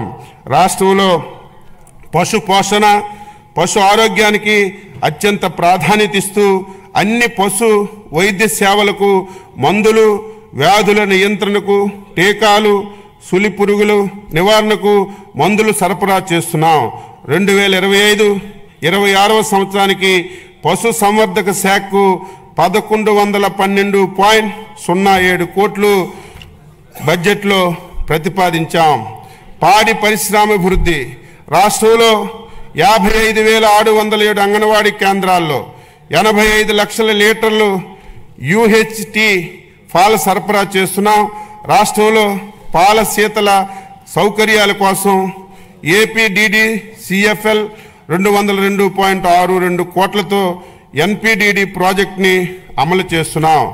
మత్స్యశాఖ అధ్యక్ష, స్వర్ణాంధ్ర 2047లో నిర్దేశించినటువంటి లక్ష్యాలను సాధించడానికి మత్స్య ఆక్వా రంగాన్ని ఒక గ్రోత్ ఇంజిన్గా గుర్తించబడింది. చేపలు, రొయ్యల ఉత్పత్తి దేశంలో ఆంధ్రప్రదేశ్ 28% వాటాతో అగ్రగామిగా ఉంది. ఈ రంగం రాష్ట్ర జీవీఏకి 7.6%, వ్యవసాయ జీవీఏకి 22.23% అందిస్తుంది. దేశ సముద్ర మత్స్య ఉత్పత్తుల ఎగుమతి విలువలో 19,420 కోట్లతో రాష్ట్రానిదే అగ్రస్థానం. మత్స్యకారులు జీవనోపాధి పెంచడానికి జీఓఎంఎస్ నెంబర్ 2017ను రద్దు చేసింది. చేపల ఉత్పత్తిని పెంచడానికి, మత్స్యకారుల ఆదాయాన్ని పెంపొందించడానికి 552 లక్షలు చేప పిల్లలను ప్రభుత్వం నీటి వనరుల్లో విడుదల చేశాము. మత్స్యకారుల నిఘా, భద్రత, 2-వే కమ్యూనికేషన్ ఏర్పాటు చేయడానికి 1245 కమ్యూనికేషన్స్ ట్రాకింగ్ పరికరాలు, ట్రాన్స్పౌండర్లను పడవల్లో అమర్చబడ్డాయి. పులికాట సరస్సులోని 20,000 మత్స్యకారు కుటుంబాలకు ప్రయోజనం కోసం తిరుపతి జిల్లా వాకాడ మండలం రాయదొరువు గ్రామం వద్ద సముద్ర ముఖద్వారం తెరుచుకోవడం కోసం 97.09 కోట్లతో పనులు చేపడుతున్నాం. అర్హులైన సముద్ర మత్స్యకారులందరికీ ప్రతి కుటుంబానికి 10,000 నుండి 20,000 వరకు సముద్ర చేపల వేట నిషేధ కాల భృతిని పెంచడానికి ప్రభుత్వం కట్టుబడి ఉంది. ఇందుకు గాను 1,22,968 మంది మత్స్యకారు కుటుంబానికి 20,000 చొప్పున 245.936 కోట్లను ఈ ఏడాది వేట నిషేధ కాలానికి ముందే విడుదల చేస్తున్నాము. PMMSY కింద 16 తీర ప్రాంత మత్స్యకారుల గ్రామాలకు వాతావరణ మార్పును తట్టుకొని సుస్థిర అభివృద్ధి గ్రామాలను తీర్చిదిద్దడానికి 30 కోట్లతో ప్రతిపాదనలు చేయడమైంది. డీజిల్ ఆయిల్పై సబ్సిడీ 2024-25లో 50 కోట్లు ఖర్చు చేయటం ద్వారా 23,058 యాంత్రిక మరబోట్లకు ప్రయోజనం చేకూర్చబడింది. అంతేకాక గత ప్రభుత్వం పెట్టినటువంటి 9.90 కోట్ల బకాయిలను ఈ ప్రభుత్వం చెల్లించింది. ఈ పథకమునకు 2025-26వ సంవత్సరంలో 50 కోట్లు ప్రతిపాదించడమైనది. గత ప్రభుత్వ హయాంలో 63 మంది మత్స్యకారులు చేపల వేటలో ప్రమాదవశాత్తు మరణించగా వారి కుటుంబాలకు బకాయా పడినటువంటి 3.15 కోట్లు ఎక్స్గ్రేషియా ఈ ప్రభుత్వం చెల్లించడమైంది. 2025-26వ సంవత్సరానికి గాను 8 కోట్లు ప్రతిపాదిస్తున్నాము. ప్రభుత్వం చేసినటువంటి వాగ్దానం ప్రకారం ఆక్వాకల్చర్ రైతులకు వారి ఉత్పత్తి వ్యయాన్ని తగ్గించడానికి ₹50 యూనిట్ చొప్పున విద్యుత్ సరఫరా చేయబడుతుంది. ఆక్వా, నాన్ ఆక్వా జోనుల్లో అర్హత కలిగినటువంటి 68,134 ఆక్వా సర్వీస్ కనెక్షన్లకు ఈ సదుపాయం వర్తించుటకు చర్యలు చేపడుతున్నాము. 2026 సంవత్సరం నుండి అమెరికా మరియు ఐరోపా దేశాలకు నిరంతరాయంగా ఆక్వా ఎగుమతులను కొనసాగించుటకు ట్రేసబిలిటీ మరియు సర్టిఫికేషన్ తప్పనిసరి అయినందున రాష్ట్రంలో ఆక్వా సాగు చేయు రైతులందరికీ రిజిస్ట్రేషన్ చేయించుకోవడానికి ప్రభుత్వ పరంగా అవసరమైనటువంటి చర్యలన్నీ చేపడుతున్నాం. PMMSY కింద గత ప్రభుత్వ కాలంలో బాపట్ల జిల్లాలో నిజాంపేట మండలంలో పరసవాని పాలెంలో 88.08 కోట్లతో మంజూరైనటువంటి ఇంటిగ్రేటివ్ ఆక్వా పార్కు ఏర్పాటు కావలసినటువంటి భూమిని కూడా కేటాయించడంలో జాప్యం కారణంగా నిలిచిపోయింది. మా ప్రభుత్వం చొరవతో ఈ ప్రాజెక్టుకు ఏర్పాటుకు అవసరమైనటువంటి అన్ని చర్యలు తీసుకుంటున్నాం. Global environment facility FAO project కింద 113 కోట్ల నిధులు మంజూరైనాయి.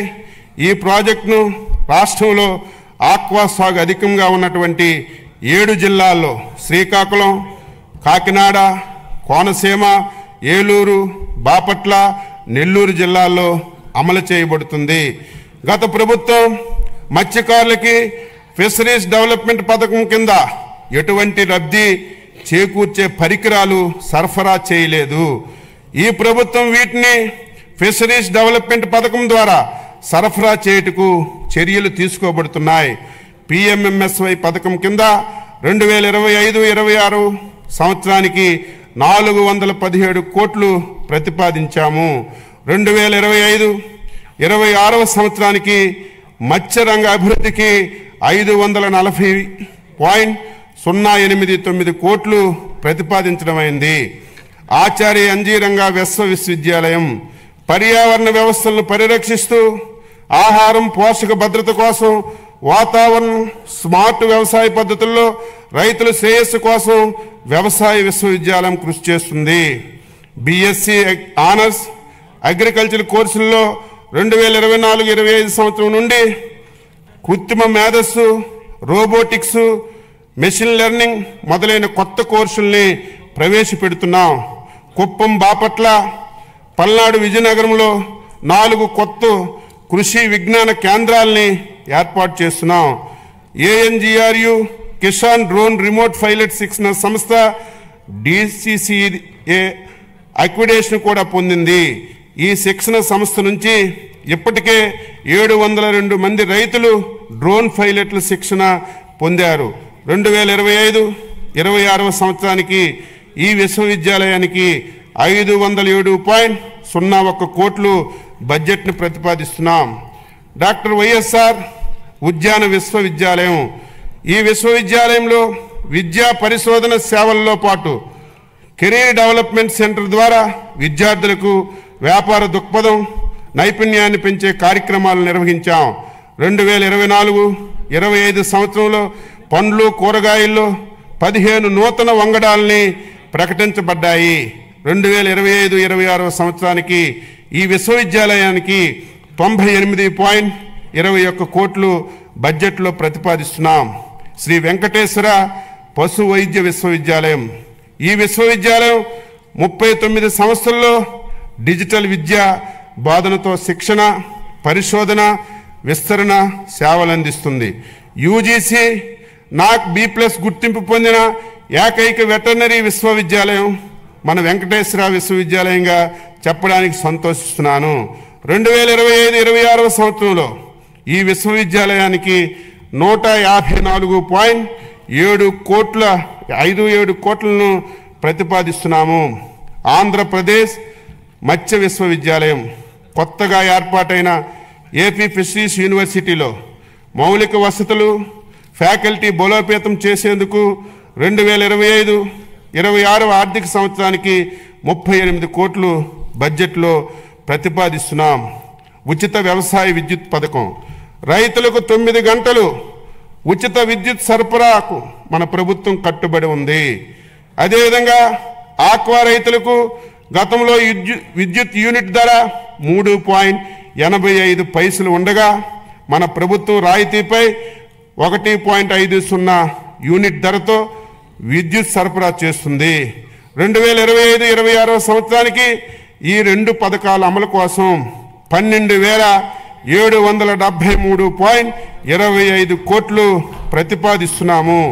వ్యవసాయానికి ఉపాధి హామీ అనుసంధానం 2024-25 సంవత్సరంలో వ్యవసాయం, అనుబంధ వ్యవసాయేతర పనులు మొత్తం 764 లక్షల మందికి పని దినాలు కల్పించబడ్డాయి. 2025-26 బడ్జెట్లో ఉపాధి హామీ పథకం కింద వ్యవసాయం అనుబంధ కార్యక్రమాల కోసం 6,026.87 కోట్లు ప్రతిపాదించాం. NTR జలసిరి 2025-26 సంవత్సరంలో 6,607 బోర్లను ఉచితంగా వేయడానికి మరియు 10,000 మోటార్లు ఉచితంగా పంపిణీ చేయడానికి ప్రతిపాదించాం. తద్వారా 33,000 ఎకరాలను అదనంగా సాగులోకి తీసుకురావడం వల్ల 10,000 మంది రైతులకి లబ్ధి కలుగుతుంది. 25-26లో ఎన్టీఆర్ జలసిరి అమరకు బడ్జెట్లో 50 కోట్లను ప్రతిపాదిస్తున్నాం. వ్యవసాయం, నీటి వనరుల శాఖ. వ్యవసాయానికి అత్యంత అవసరమైనది సాగునీరు. గత ప్రభుత్వం నీటిపారుదల రంగాన్ని పూర్తి స్థాయిలో నిర్లక్ష్యం చేయడం వల్ల వ్యవసాయం దెబ్బతిన్నది. మన ప్రభుత్వం సాగునీటి పారుదల ప్రాజెక్టుల నిర్వహణకు అధిక ప్రాధాన్యత ఇస్తూ 2025-26 సంవత్సరంలో 12,903.41 కోట్లు ప్రతిపాదిస్తున్నాం. ఇది మంచి ప్రభుత్వం, ప్రజలు మేలు కోరే ప్రభుత్వం. రాష్ట్ర ప్రభుత్వం తరపున వ్యవసాయం మరియు అనుబంధ శాఖల బడ్జెట్ కింద 2025-26 సంవత్సరానికి గాను మొత్తం 48,341.14 కోట్లు 48,341.14 కోట్లు ప్రతిపాదిస్తున్నాను. 2025-26 బడ్జెట్ను సభ ఆమోదం గురించి ప్రవేశపెడుతున్నాను.